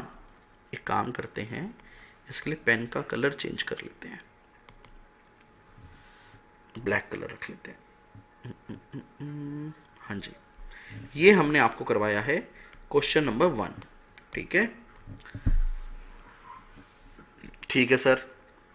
उसके बाद हमने आपको करवाया, वापस से ऑडिटिंग डिजिटली आ गया, ठीक है, कि नहीं ये मैंने नहीं करवाया आपको, कंसीडरेशन इन ऑडिटिंग डिजिटली, ये क्वेश्चन नंबर 2. इसमें आपने क्या रखना है? फ्यू क्वेश्चंस को याद रखना है. तो ये हमारा क्वेश्चन नंबर 2 हो गया. फिर हमने आपको बताया ऑडिटर के पार्ट पे अंडरस्टैंडिंग. तो अंडरस्टैंडिंग में क्वेश्चन क्या बनेगा? क्वेश्चन नंबर 3 जो बनता है वो बनता है आपका ऑडिटर क्या क्या इंक्लूड करेगा अपने अंडरस्टैंडिंग में. तो ये था क्वेश्चन नंबर 3. और क्वेश्चन नंबर 4 बनता है की एरियाज, मतलब ये भी अंडरस्टैंडिंग के ऊपर है. हाँ जी sir, this is your question number 4. ये भी अंडरस्टैंडिंग के ऊपर आ जाता है, ठीक है. अभी अंडरस्टैंडिंग मेरी बाकी ऑडिटर की अंडरस्टैंडिंग जो है बाकी कंसेप्ट के बीच में भी आएगी. जब मैं आपको बाकी कंसेप्ट पढ़ाऊंगा तो वहां पे लिखा रहेगा कि ऑडिटर को ये अंडरस्टैंड करना है. तो आप ऑलरेडी ये सब पढ़ चुके होंगे, वहां पे सिर्फ रेफरेंस मिलेगा. यहां तक सभी को क्लियर है. तो अब हम ये चैप्टर बिल्कुल स्टार्टिंग से पढ़ने के लिए तैयार हैं. और अब इसमें प्लेन वनीला, बिल्कुल वनीला जो होते हैं ना, 10th क्लास का बच्चा भी बेसिकली कर चुका है, वो कंसेप्ट मुझे करवाना है. मेरे को जो मेन समझाने वाला काम था ना सर, इतना आसान चैप्टर था, ऐसे ही हवा बना हुआ था. बिल्कुल सही, बिल्कुल सही, सभी बच्चों ने बिल्कुल सही लिखा है. तो अब मैं आपके सामने ना एक पोल डाल रहा हूं, आप मुझे बताइएगा इस पोल का जवाब. देखिए मेहनत तो आपको भी करनी पड़ेगी. ऐसा नहीं है कि मैंने सिर्फ ये 2 घंटे में चैप्टर करवाया आपको और आप एग्जाम में चले जाएंगे, ऐसा नहीं होगा. मैं आपके लिए चीजें आसान बना सकता हूं. जितनी मेहनत मैं आपके साथ कर रहा हूं, आप मान के चलिएगा उससे 2 गुना मेहनत आपको अलग से करनी है, सेपरेटली करनी है. तो कभी भी ना अपने एफर्ट्स में कोई कमी मत छोड़ देना. ऐसा मत करना यार हमारे टीचर ने तो हमको ऐसा करवाया है, मैं तो करके नहीं गया, मेरे नंबर कम आए. बेटा ध्यान रखिएगा, these classes are 1/3 of the efforts required. अगर मेरे को 70-80 मार्क्स लेकर आने हैं सीए फाइनल ऑडिट में भी, तो आप ये मान के चलेगा जो मेरी क्लासेस हैं या किसी की भी क्लासेस हैं, दीज आर 1/3 एफर्ट. इसके बाद आपको अलग से 2 गुना मेहनत करनी है ताकि आप बहुत अच्छे मार्क्स स्कोर कर पाए. एक पोल डाला है, उसके फटाफट से कमेंट कीजिएगा। और अब हम चलते हैं आगे। 30 to 40 मिनट में पूरा चैप्टर का जो 8th plus 12th कंसेप्ट है वो कवर हो जाएगा। 8th plus 12th कंसेप्ट जो है वो कवर हो जाएगा। हालांकि 12th तो अभी भी हो सकता है, ऑडिटर से रिलेटेड है, लेकिन मुझे लग रहा है फ्लो में हम कर सकते हैं। सचिन आएगा, लेकिन तबीयत खराब चल रही है यार, मैं थोड़ा सा टाइम लूंगा उसको लॉन्च करने में। राहुल मैं ले लूंगा 2 मिनट के लिए क्वेरी, डोंट वरी। लो जी राहुल मैं ले लूंगा बेटा। लो जी अब हम वापस से चैप्टर की शुरुआत से चलते हैं, ध्यान दीजिएगा प्लीज। इंट्रोडक्शन, क्या बात है कपिल सर, बेसिकली चैप्टर अब स्टार्ट हो रहा है। आप कह सकते हो स्टार्ट हो रहा है या खत्म हो रहा है, हम क्लास के आखिरी में डिस्कस करेंगे, लेकिन अभी हम स्टार्ट कर रहे हैं। तो क्या कहता है देखिए इंट्रोडक्शन के अंदर, digital audit is placing assurance. दोबारा से, हाँ जी दोबारा से। डिजिटल, सर आपकी शर्ट पे वी लिखा हुआ है, उसका राज क्या है? भैया ब्रांड का नाम है, कोई राज नहीं है, कोई भी राज नहीं है भाई, ठीक है, ब्रांड का नाम है, कोई राज वाज कुछ नहीं है। मुझे अच्छे लगते हैं इसके कपड़े, ठीक है, तो मैं ये पहन लेता हूं। Digital audit is placing assurance on the effectiveness of IT system implemented in an organization. It is essential that organization review their technology related controls to identify gaps and risk for continuous improvement and to ensure regulatory compliance. अब आपने मुझे बताना है कि features क्या है digital audit के, features क्या क्या रहेंगे। देखिएगा, अगर आप किसी क्लाइंट से बातचीत करते हैं और क्लाइंट अभी सोच रहा है कि मेरे को डिजिटली जाना है, तो आप मुझे बताइएगा क्लाइंट को आप क्या सलाह देंगे। बहुत बहुत धन्यवाद, 90% स्टूडेंट कह रहे हैं सर मजा आ रहा है, आगे बढ़ते हैं। तो आप मुझे एक बात बताइएगा कि आप जब किसी क्लाइंट को बोलते हैं डिजिटली जाने के लिए, तो क्या आप उसे सलाह देंगे कि आप अपने आप को कंटिन्यूअसली अपग्रेड करते रहो, कंटिन्यूअसली रिव्यू करते रहो? यस सर, जरूर देंगे। लो जी देखिएगा, तो की फीचर्स ऑफ डिजिटल ऑडिट का पहला point, technology advancement. Technology advancement, तो यहां पे एक ऑडिटर इंकरेज कर रहा है ऑडिटर को, अपने क्लाइंट को to embrace latest technology advancement and provide confidence to stay updated in consistently evolving environment. क्या कह रहा है की फीचर ऑफ डिजिटल ऑडिट के अंदर? क्या कह रहा है कि ऑडिटर जो है, अरे भैया बस करो, ऑडिटर जो है वो अपने क्लाइंट को, अपने ऑडिटी को बताए, इंकरेज करे कि हमेशा टेक्नोलॉजिकल एडवांसमेंट करता रहे और कॉन्फिडेंस प्रोवाइड करे कि भैया इस एनवायरनमेंट को, जो चेंजिंग एनवायरनमेंट है, इसमें अपने आप को कॉन्स्टेंटली इंप्रूव करो। अच्छा एक बात बताइएगा सभी स्टूडेंट सोचकर, अगर एक कंपनी, एक ऑर्गेनाइजेशन बेस्ट टेक्नोलॉजी को अगर यूज करती है और कॉन्टिन्यूअस बेसिस पे इंप्रूव करते हैं, तो इसके फायदे क्या होंगे? सोचकर बताइएगा फायदे क्या होंगे। सर इससे ना रिलायबल ऑडिट रिपोर्ट मिलेगी, टाइम में सेविंग होगी, कॉस्ट होंगे, ह्यूमन एफर्ट्स कम होंगे क्योंकि काम डिजिटली हो रहा है, प्रोसेस हमारे स्टैंडर्डाइज हो जाएंगे, एंड टू एंड अंडरस्टैंडिंग होगी पूरे प्रोसेस की, और इंफॉर्म्ड डिसीजन लिए जाएंगे। इसमें कोई मुश्किल थी क्या? बताना जरा सोचकर। सर ये फीचर मेरे को एडवांटेज भी नजर आ रहे हैं, हाँ या ना? देखो सोचकर बताओ, क्या ये फीचर आपको एडवांटेज, इस फीचर के पीछे एडवांटेजेस भी नजर आ रहे हैं क्या? बिल्कुल समझ आ रहे हैं, बिल्कुल नजर आ रहे हैं। देखिए क्या कहता है, टेक्नोलॉजिकल एडवांसमेंट होगा, मोर रिलायबल ऑडिट रिपोर्ट बनेगी, टाइम बचेगा, कॉस्ट बचेगा, ह्यूमन एफर्ट्स बचेंगे, प्रोसेस स्टैंडर्डाइज होगा, एंड टू एंड अंडरस्टैंडिंग होगी, इन्फॉर्म्ड डिसीजन लिए जा सकते हैं। ये इनके फायदे रहेंगे, लेकिन यहाँ पे फीचर के नाम से है। देखिएगा, रीड करूं मैं, एक बार रीड कर दो सर। टेक्नोलॉजी एडवांसमेंट, एनकरेज, ये हो गया sir, more reliable audit report, it improve quality of opinion. Sir बस इतनी सी लाइन, अरे अभी दोबारा आएगी सेम बात, मैंने आपको बताया था ना स्टार्टिंग में कि ये कंसेप्ट दोबारा से आता है, वहां पे एक्सप्लेनेशन पूरा है। देखिएगा, saving in time cost and human efforts leads to saving in time cost and human efforts which can be utilize toward more productive task. देखिए बहुत सारे स्टूडेंट ना काफी बार क्वेरीज पूछते हैं, सर ऑटोमेशन आ रहा है, आर्टिफिशियल इंटेलिजेंस आ रहा है, डिजिटली हम लोग ऑडिट कर रहे हैं, तो क्या इससे ऑडिट के अंदर जॉब्स चली जाएंगी? क्या हमारे ऑडिट का स्कोप कम हो जाएगा? तो बेटा जरा सोच के बताओ, इंडिया में क्या एक चार्टर्ड अकाउंटेंट के अलावा कोई दूसरा बंदा साइन कर सकता है ऑडिट रिपोर्ट? नहीं। तो हमारा स्कोप तो इंटैक्ट रहेगा, हमारा काम कभी भी कम नहीं होने वाला। जितने भी सॉफ्टवेयर आ रहे हैं, जितने भी डिजिटल टूल्स आ रहे हैं, उसमें क्या होता है, जितना भी मेरा क्लैरिकल काम होता है, जैसे कि बैंक रिकंसिलेशन रिव्यू करना, सभी डेबिट क्रेडिट की रिकंसिलेशंस करना, कहीं कोई ऐसा तो नहीं है किसी की लेग मिसिंग हो, फिक्स एसेट्स के रिलेशंस को मैच करना, कहीं ऐसा तो नहीं कोई फिक्स एसेट की एंट्री जो है वो डेटर में जा रखी हो, सेल्स में जा रखी हो, तो ये सारे रिलेशन जेई टेस्टिंग जो होती है वो सारा मैं टूल के बेस पे कर लेता हूँ। टूल मुझे जितने भी डिफरेंसेस होती हैं, जितने भी एक्सेप्शन होते हैं, उन सबको आइडेंटिफाई करके दे देता है। लेकिन टूल को इंस्ट्रक्शन किसने दी? मैंने दी। और टूल जो डेटा निकाल के दे रहा है उसे एनालिसिस कौन करेगा? एक ह्यूमन करेगा, एक पर्सन करेगा, एक ऑडिटर करेगा। तो हमारा काम ना क्लैरिकल काम से, नॉर्मल काम से हटकर प्रोडक्टिव और मोर एनालिसिस वर्क पे आ गया है। ठीक है, देखिएगा, leads to saving in time, cost and human effort which can be utilized toward more productive tasks. Many of today's digital enabled process can be क्या ये orchestrated, ठीक है, to operate autonomously 24/7 driving real time transaction। भैया इसका मतलब निकालो जरा Google से फटाफट और मेरे को बताओ। can be organized to operate, देख रहे हैं यार, इसका कोई मेरे को वर्ड बताना। मेरे को ऑर्गेनाइज्ड लग रहा है। Enable process can be organized to operate. हाँ सर, कपिल सर आपने वर्ड ही चेंज कर दिया। कर लो भाई, तुम भी नहीं कर पाओगे पेपर में। Standardise process, allow to standardise process and allow control to be implemented to mitigate risk.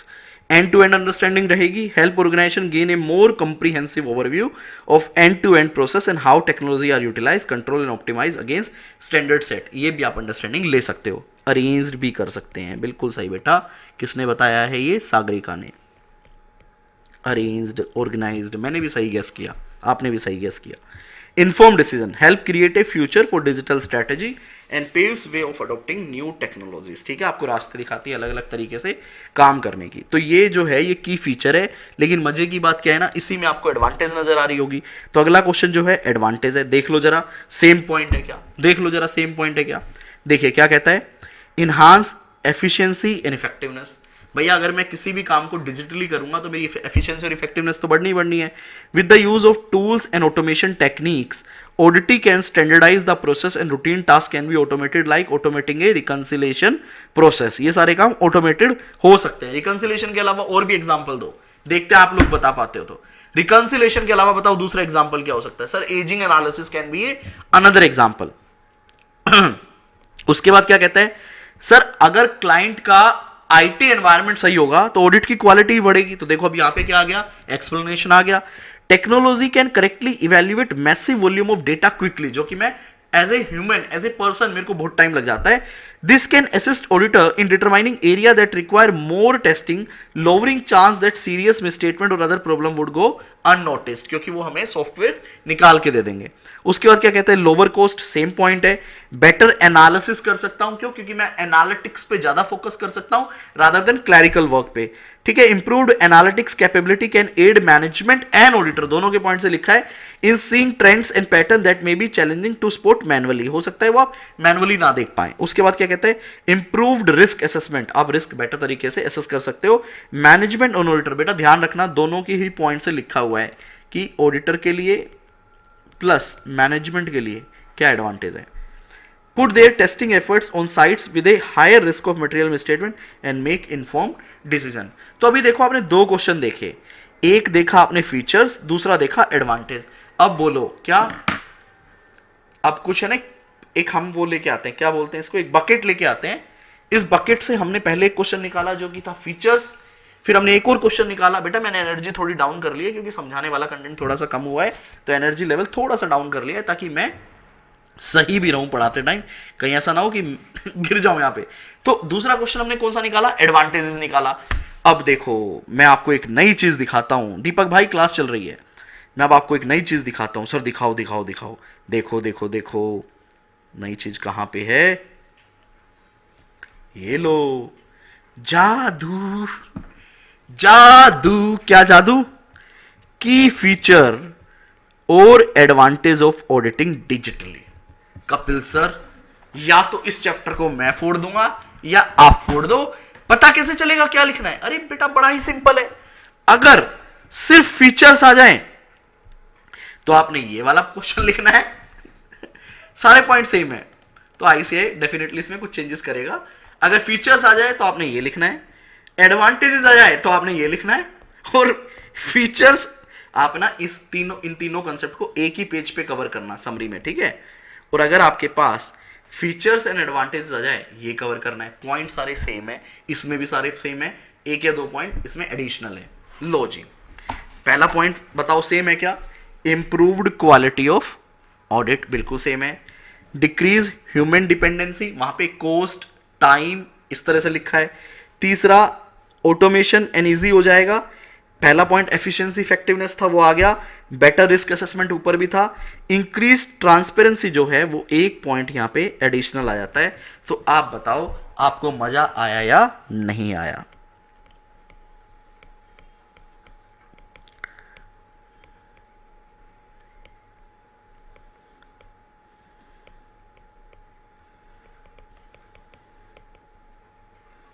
Table बनानी है बेटा, लिख लो ये, नहीं तो कंफ्यूज हो जाओगे आप। टेबल बनानी है आप लोगों ने, जैसे भी आपको सही लगे। या तो आप नोटबुक के अंदर टी फॉर्म में टेबल बना सकते हो, ठीक है भाई। पहले आपने क्या लिखा, फीचर्स लिख लिए, फिर एडवांटेज लिख लिए, फिर फीचर्स एंड एडवांटेज लिख लिए। एक तरीका तो ये है। या फिर आप क्या कर सकते हो, पहले फीचर लिखे, फिर एडवांटेज लिखे, फिर फीचर एंड एडवांटेज लिखे। एक साथ जिस तरह से आपका दिल करे आप उस तरह से इसकी नोटबुक में समरी बना लेना और इसको खत्म कर देना। हाँ जी, यहां तक सबको क्लियर है? यहां तक सबको क्लियर है, बताइएगा। हाँ जी, वापस आ जाता हूं। अरे ये किसी के लिए भी हो, किसी के लिए भी हो, क्वेश्चन तो सेम है ना बेटा। चाहे ऑडिटर समझे, चाहे मैनेजमेंट समझे, फीचर एडवांटेज तो सेम ही है। सर ये ऑडिटर के लिए, अरे सेम ही तो रहेगा, एक ही बार बता दो आप। यहां पे भी तो ऑडिटर को मर्ज करके लिखा था। यहां पे जो आपने पढ़ा है, यहां पे भी तो ऑडिटर को लिखा था मर्ज करके, आपने शायद इग्नोर कर दिया, आपने शायद ध्यान नहीं दिया। यहां पे भी देखो मैनेजमेंट और ऑडिटर ले रखा है, हर पॉइंट में मैनेजमेंट और ऑडिटर दोनों ले रखा है, तो आपने शायद इसको स्किप कर दिया। तो लिखो हमारी फिरकी लेता है आईसीआई, हमारी फिरकी लेते हो बेटा, ये ना क्वेश्चन याद रखना। लो जी अब आगे चलते हैं। अब आपने जो क्वेश्चन देखा था ना कि ऑर्गेनाइजेशन क्या क्या कंसिडर करेगा, तो वहां पे आपने 6 पॉइंट बताए थे। बताओ, रिपीट करो कौन कौन से वो 6 पॉइंट थे।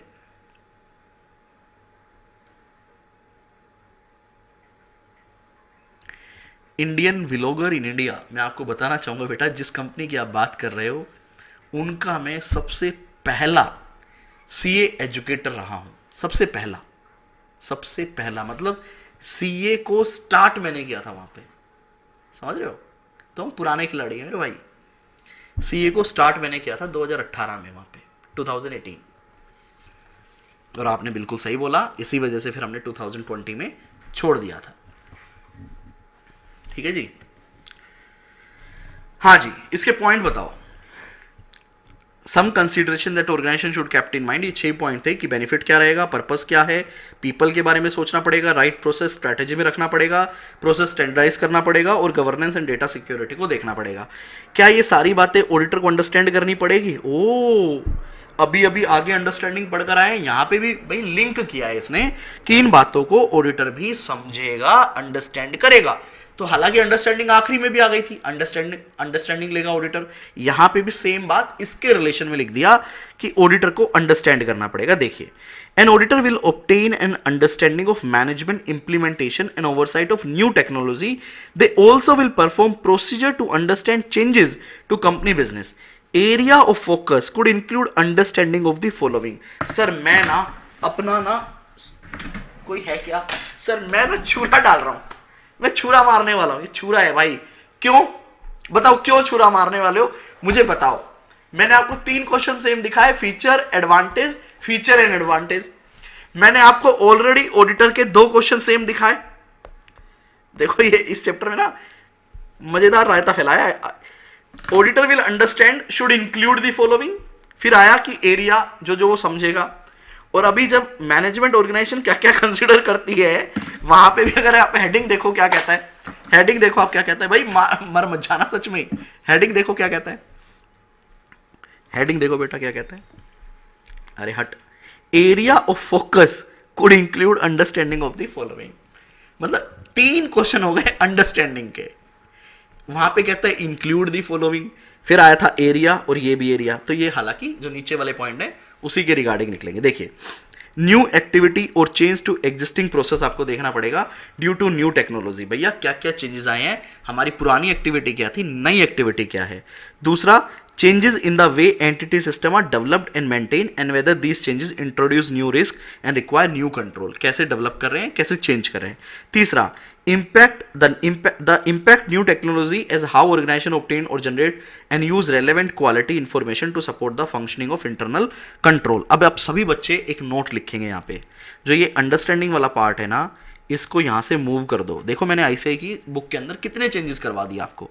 ये अभी जो बुक है मेरी आईसीआई के हिसाब से है, लेकिन टेक्निकली ये पूरी चेंज होनी चाहिए. फ्लो पूरा ऊपर नीचे होएगा. इसको मूव करो. Move to concept number 5. Concept number 5.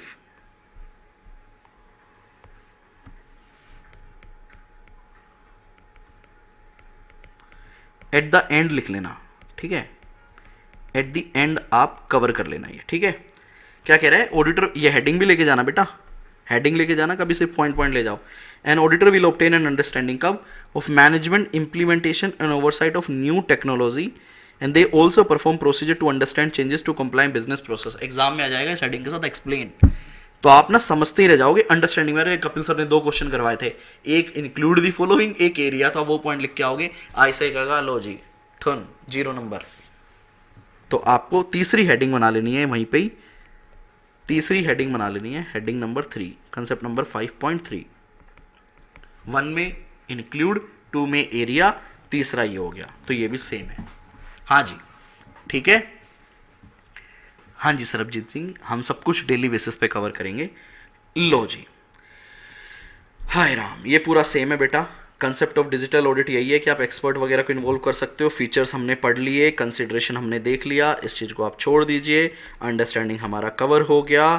उसके बाद रिस्क मैं अभी आपको करवा देता हूँ. भाई एडवांटेजेस देखें तो एडवांटेजेस के अगेंस्ट रिस्क है. एक बार प्लीज़ सेल्फ पढ़ लीजिएगा, उसके बाद हम चैप्टर को आगे करते हैं. एडवांटेजेस के साथ ही रिस्क है. एक बार रिस्क खुद देख लो. सर इतने सारे रिस्क याद करके जाने, नहीं मेरे बच्चे, आप सिर्फ 4 से 5 पॉइंट, एनी 5. सर सेल्फ खुद से भी लिख सकते हैं, एनी 5 पॉइंट. रीड करके जाने में कोई बुराई है क्या? जहाँ एडवांटेज लिखोगे उसको भी टेबल फॉर्म में डाल देना, एक में एडवांटेज और एक में risk. Risk arising from use of IT, वो ये जो आपने इंटर में पढ़ा था. अब बताओ क्या इस चैप्टर को, आप लोग बताना मुझे अच्छे से कमेंट करना, क्या इस चैप्टर को अगर मैं आपको पहली लाइन से पढ़ाता और आखिरी तक यहां तक ले आता तो क्या आप लोगों को सही से समझ आता कंसेप्ट? आप लोग कंफ्यूज हो जाते कि सर पहले भी फीचर आया, दोबारा भी फीचर एडवांटेज आ रहा है, तीसरी बार भी फीचर एडवांटेज आ रहा है, फिर ऑडिटर की अंडरस्टैंडिंग आ रही है, फिर से ऑडिटर की अंडरस्टैंडिंग आ रही है, फिर से ऑडिटर की अंडरस्टैंडिंग आ रही है. तो ये बहुत ही कंफ्यूजिंग हो जाता बेटा. कंसेप्ट नंबर 5 जो है यहाँ पे स्टूडेंट नोट जो है ना, यहीं पे या 5.3 बना लो और उस कंसेप्ट को नीचे यहाँ पे ले आओ, ठीक है. अगर आप अपनी मेन बुक में नोट्स, मेन नोटबुक में नोट्स बनाना, बुक को फिर स्किप कर देना इस चैप्टर के लिए. Thank you Shivam Goyal. ये रीड करो बेटा, रीड करके मुझे बताओ, ये रीड करके मुझे बताइएगा. तो आपने प्रोसेस समझा, एडवांटेजेस समझ लिए, फीचर समझ लिए. वो कह रहा है कुछ रिस्क भी हो सकते हैं, वो रिस्क भी आप देख लो. राधे कृष्ण कृष्ण कृष्ण राधे राधे. अभी मैं राम मंदिर होकर आया और बनारस होकर आया, और आप मजाक समझो, मतलब आप यकीन नहीं करेंगे, मेरी तबीयत इतनी खराब. फिर क्यों गए सर? बेटा इसलिए गए क्योंकि जो ये प्लान था ना जाने वाला, ये 3 महीने से बना हुआ था, और मेरे कुछ दोस्त लोग पुणे से आए थे, और अगर मैं नहीं जाता तो सबका प्लान चौपट हो जाता. तो मैं अपने साथ ना दवाइयों का ढेर, नेबुलाइजर, स्टीमिंग मशीन, सब कुछ लेके गया था कि भैया सही हो जाएंगे, भगवान के दरबार में जाएंगे तो सही हो ही जाएंगे.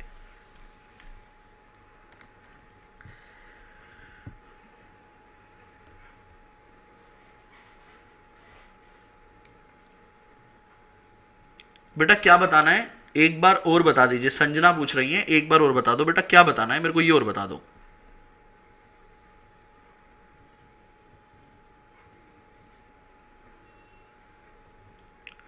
बेटा क्या पूछ रहे हो आप, एक बार और बताओ.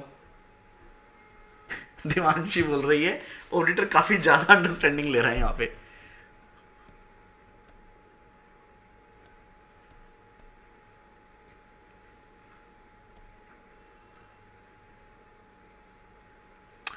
हाँ जी,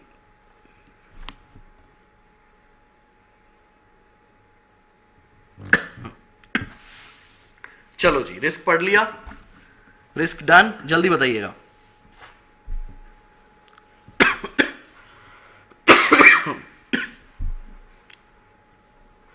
बेटा अंडरस्टैंडिंग वाला पॉइंट यहां पे लेके आना है आपको, जहां पे ये आपका कंसेप्ट खत्म होता है ना, फिफ्थ कंसेप्ट। पहली अंडरस्टैंडिंग हो गई क्या क्या इंक्लूड करता है, दूसरी अंडरस्टैंडिंग हो गई की एरिया। इसके बाद जब आप बुक में नोट्स बनाएंगे तो 5.3 आप ले आना, 5.1 this will be your 5.1 concept 5.1, this will be your concept number 5.2, यहाँ पे 5.3 ले आना, ठीक है। हाँ जी, रिस्क आपने आई होप रीड कर लिया होगा, ठीक है, इसमें कुछ भी नहीं है। अब आगे आते हैं, how to identify IT dependency impacting audit. एक ऑडिटर को यह देखना है कि आईटी के ऊपर कंपनी कितना डिपेंडेंट है।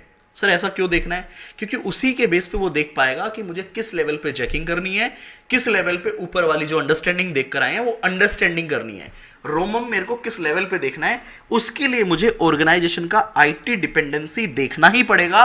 आईटी डिपेंडेंसी के बेस पे, बेटा क्वेश्चन बहुत इंपॉर्टेंट है, मैं सुपर इंपॉर्टेंट लिख रहा हूं यहां भी, आईटी डिपेंडेंसी के बेस पे ही मेरा ऑडिट भी इंपैक्ट होगा। मानते हो क्या ये बात? बिल्कुल मानते हैं सर।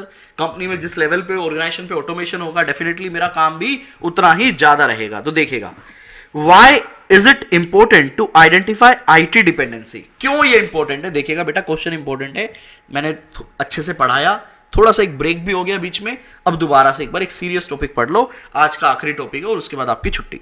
देखिए क्या कहता है, why is it important to identify IT dependency, क्यों इंपॉर्टेंट है जी? Identifying and documenting entity IT dependency help to identify entity relies upon IT, कितना रिलाई कर रही है, understand how IT is integrated into business, जो ऊपर पढ़कर आए हैं, आइडेंटिफाई पोटेंशियल रिस्क, जो आप ऊपर पढ़कर आए हो, IT general control and enable us to develop an effective and efficient audit approach. एक ऑडिटर को पूरा सिस्टम अंडरस्टैंड करना पड़ता है, चाहे वो इंटीग्रेशन हो, चाहे आईटी की एप्लीकेशन हो, चाहे उसका सोर्स हो, उसके रिस्क हो, उसके बेस पे कंट्रोल्स हो, उसके बेस पे वो एक अपनी ऑडिट अप्रोच को डेवलप करता है। बेसिकली आप बोल सकते हो planning and strategy and planning को डेवलप करता है इन सब चीजों की अंडरस्टैंडिंग के बेस पे, ठीक है जी। हाउ आईटी डिपेंडेंसी अराइज, कैसे आप आईटी डिपेंडेंसी को देखोगे, किन किन चीजों से आईटी डिपेंडेंसी अराइज होती है, देखिएगा।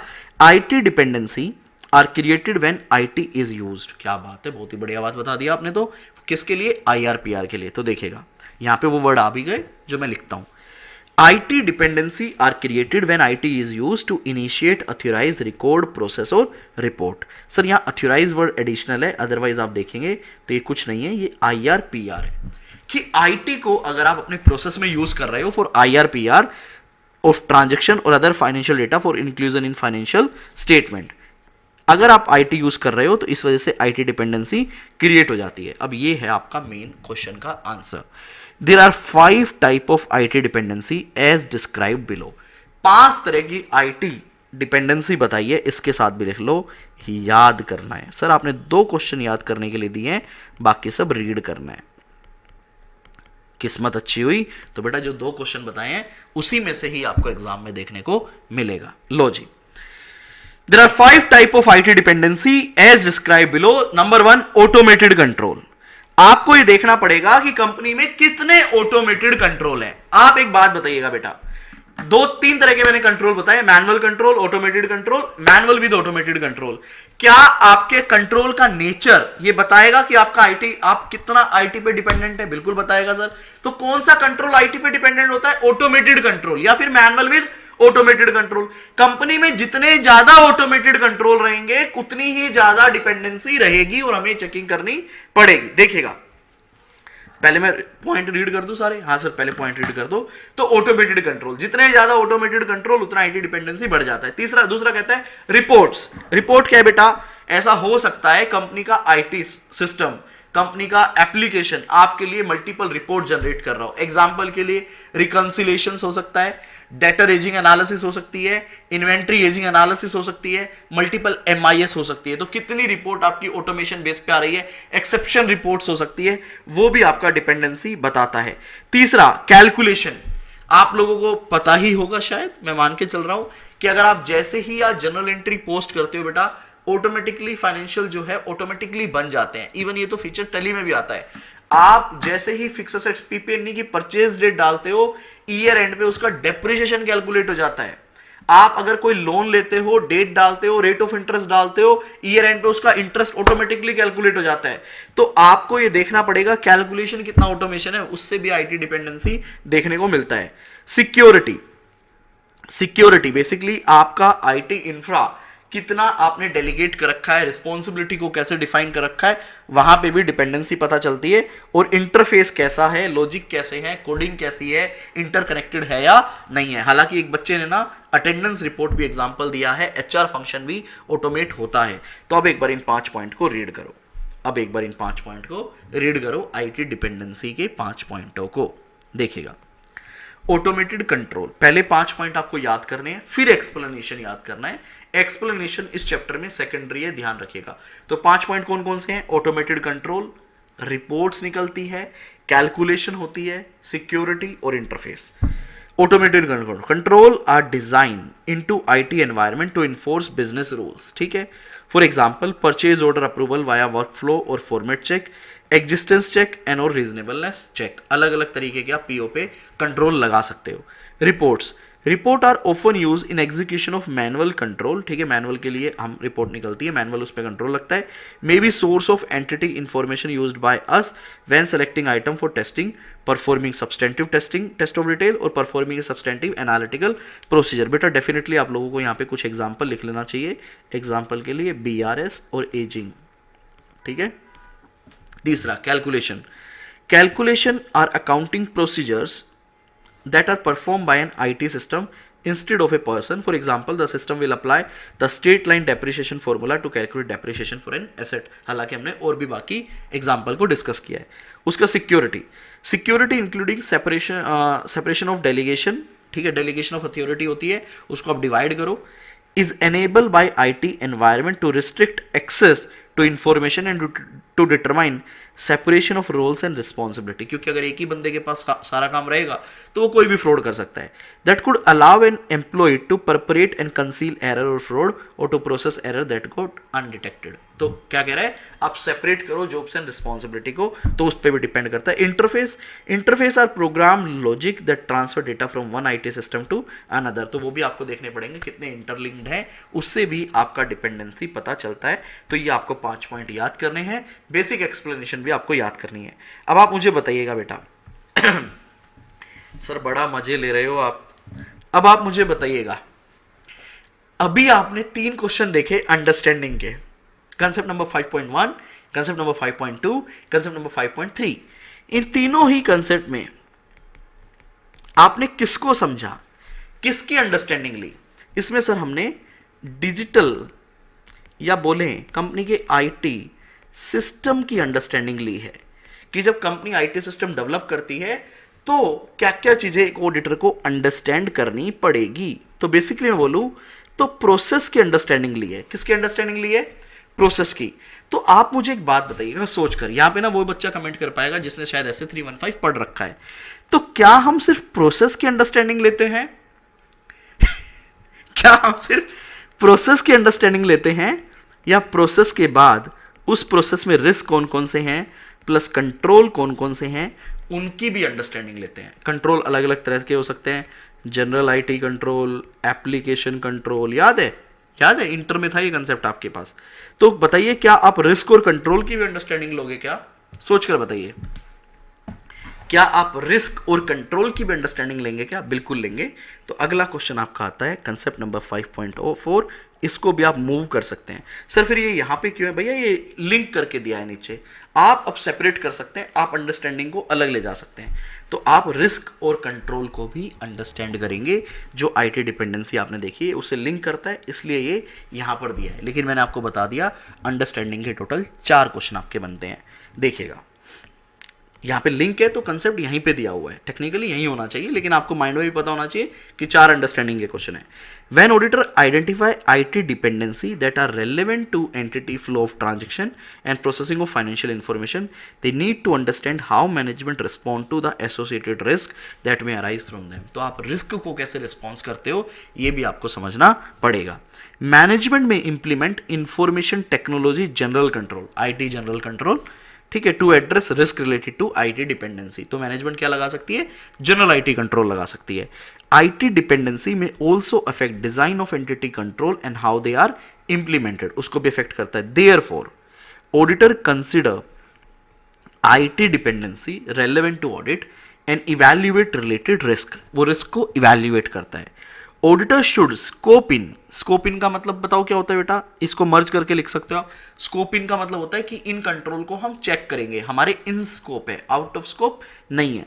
Scope in IT general control to test when there are IT dependencies identify in the system, if control around IT environment are not implemented or operating effectively, it will result in not relying on IT general control। अगर control सही से काम नहीं कर रहा होगा तो हम उस पर रिलाय नहीं करेंगे, which means IT dependency could not be relied upon, तो हम IT dependencies पे रिलाय नहीं करेंगे। तो ये क्या बोल रहा है, आपको रिस्क देखना पड़ेगा, आपको जनरल IT कंट्रोल देखने पड़ेंगे, आपको IT डिपेंडेंसी और डिजाइन ऑफ कंट्रोल देखना पड़ेगा, उसके बाद आप इन कंट्रोल को स्कोप इन करेंगे और चेक करेंगे। अगर आप चेक नहीं करते हो तो हम इन पे रिलाय नहीं करेंगे। तो ये बोल रहा है कि हम उसको टेस्टिंग भी करेंगे। यहां पे ये कंसेप्ट आपका हो जाता है खत्म। आप अभी क्लास मत छोड़िएगा। एक कंसेप्ट नंबर 12 है आईसीआई का, यहां पे मैं बोलूंगा ये आईसीआई की गलती है। क्यों सर, बता देता हूं, आप खुद ही पढ़ोगे आपको पता चल जाएगा। एक कंसेप्ट नंबर 12 है बेटा, यहां पे लिख दो दिस इज ऑलरेडी कवर्ड, यहां लिख लो ऑलरेडी कवर्ड। तो इसको आप कंसेप्ट नंबर 1 to 7 के बाद लिख सकते हो। देखिए क्या कहता है, कंट्रोल कंसीडरेशन या objective of auditing digitally. Digital audit ही हो गया। क्या डिजिटल ऑडिट के अंदर आप कंट्रोल देखोगे? अभी अभी हमने बोला ना कि हम रिस्क की भी अंडरस्टैंडिंग लेंगे, कंट्रोल की भी अंडरस्टैंडिंग लेंगे। तो यहां पे मैं हेडिंग चेंज कर रहा हूं, understanding of control, understanding of control. तो ये एक काम करते हैं, ये देखो रिस्क है बेटा, ये रिस्क वही रिस्क है, सेम है जो हमने पढ़ाई की है। और ऑडिटर क्या क्या देखेगा ये भी हम ऑलरेडी कर चुके हैं। तो ये आपके लिए होमवर्क है, कल हम सबसे पहले इसी से स्टार्ट कर लेंगे। ये आपके लिए होमवर्क है, कल आप इसको करके आइएगा कंसेप्ट नंबर 12 को। दूसरा इंपॉर्टेंट होमवर्क ये है कि concept number 1 to concept number 7 ही हुए ना आज हमारे,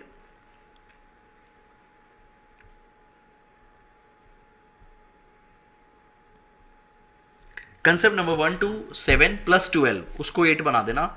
इसकी समरी आप लोगों ने बनानी है और क्या करोगे, मेरे को शेयर भी कर देना 9599054350 इस नंबर पे व्हाट्सएप पे आप मुझे शेयर भी कर देना समरी। मैं आपकी समरी देख लूंगा और उसके बाद अगर किसी बच्चे की समरी मुझे अच्छी लगी तो मैं उसे टेलीग्राम चैनल पे शेयर भी कर दूंगा।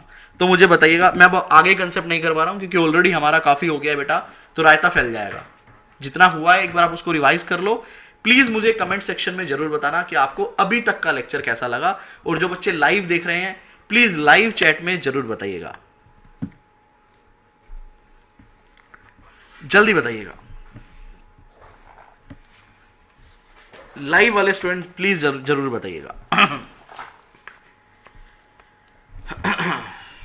मुझे लगा था कि हम 1 hour 10 minute में सेशन कंप्लीट कर लेंगे आज का, तो आज मैं अपनी एक्सपेक्टेशन से काफ़ी ज़्यादा हूँ। 1 hour 40 minute होने वाले हैं। परफेक्ट, धन्यवाद जी राहुल, सागरिका। एग्जाम के क्वेश्चन भी हम सारे कवर करेंगे, जितने भी आईसीएस स्टडी मटेरियल के क्वेश्चन हैं will cover all the question. लेकिन मैं आपको एक बेसिक बात बताना चाहूँगा, इस चैप्टर के सारे क्वेश्चन बिल्कुल प्लेन है, सिंगल लाइनर है। तो अगर आपने मेरी बुक को अच्छे से कर लिया, इस किताब को अच्छे से कर लिया, तो आपको क्वेश्चन बैंक करने की रिक्वायरमेंट नहीं है। हम एक बार करेंगे just for reference, just for our confidence, लेकिन उसके बाद आपको एग्जाम तक दोबारा करने की रिक्वायरमेंट नहीं है। बहुत बढ़िया लगा सर। 2400 सीरीज भी बेटा सब डाल दूंगा मैं, साहिल सब ले आएंगे, ठीक है।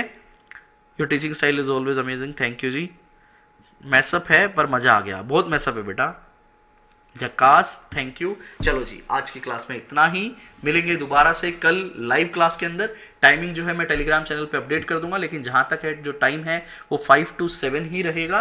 Bye guys, take care, keep enjoying audit with Kapil. जय हिंद दोस्तों, पढ़ते रहिएगा, आगे बढ़ते रहिएगा, और यूट्यूब की प्लेलिस्ट में सारे रिवीजन वीडियो हैं, वो भी आप देखते रहिएगा। Bye, take care.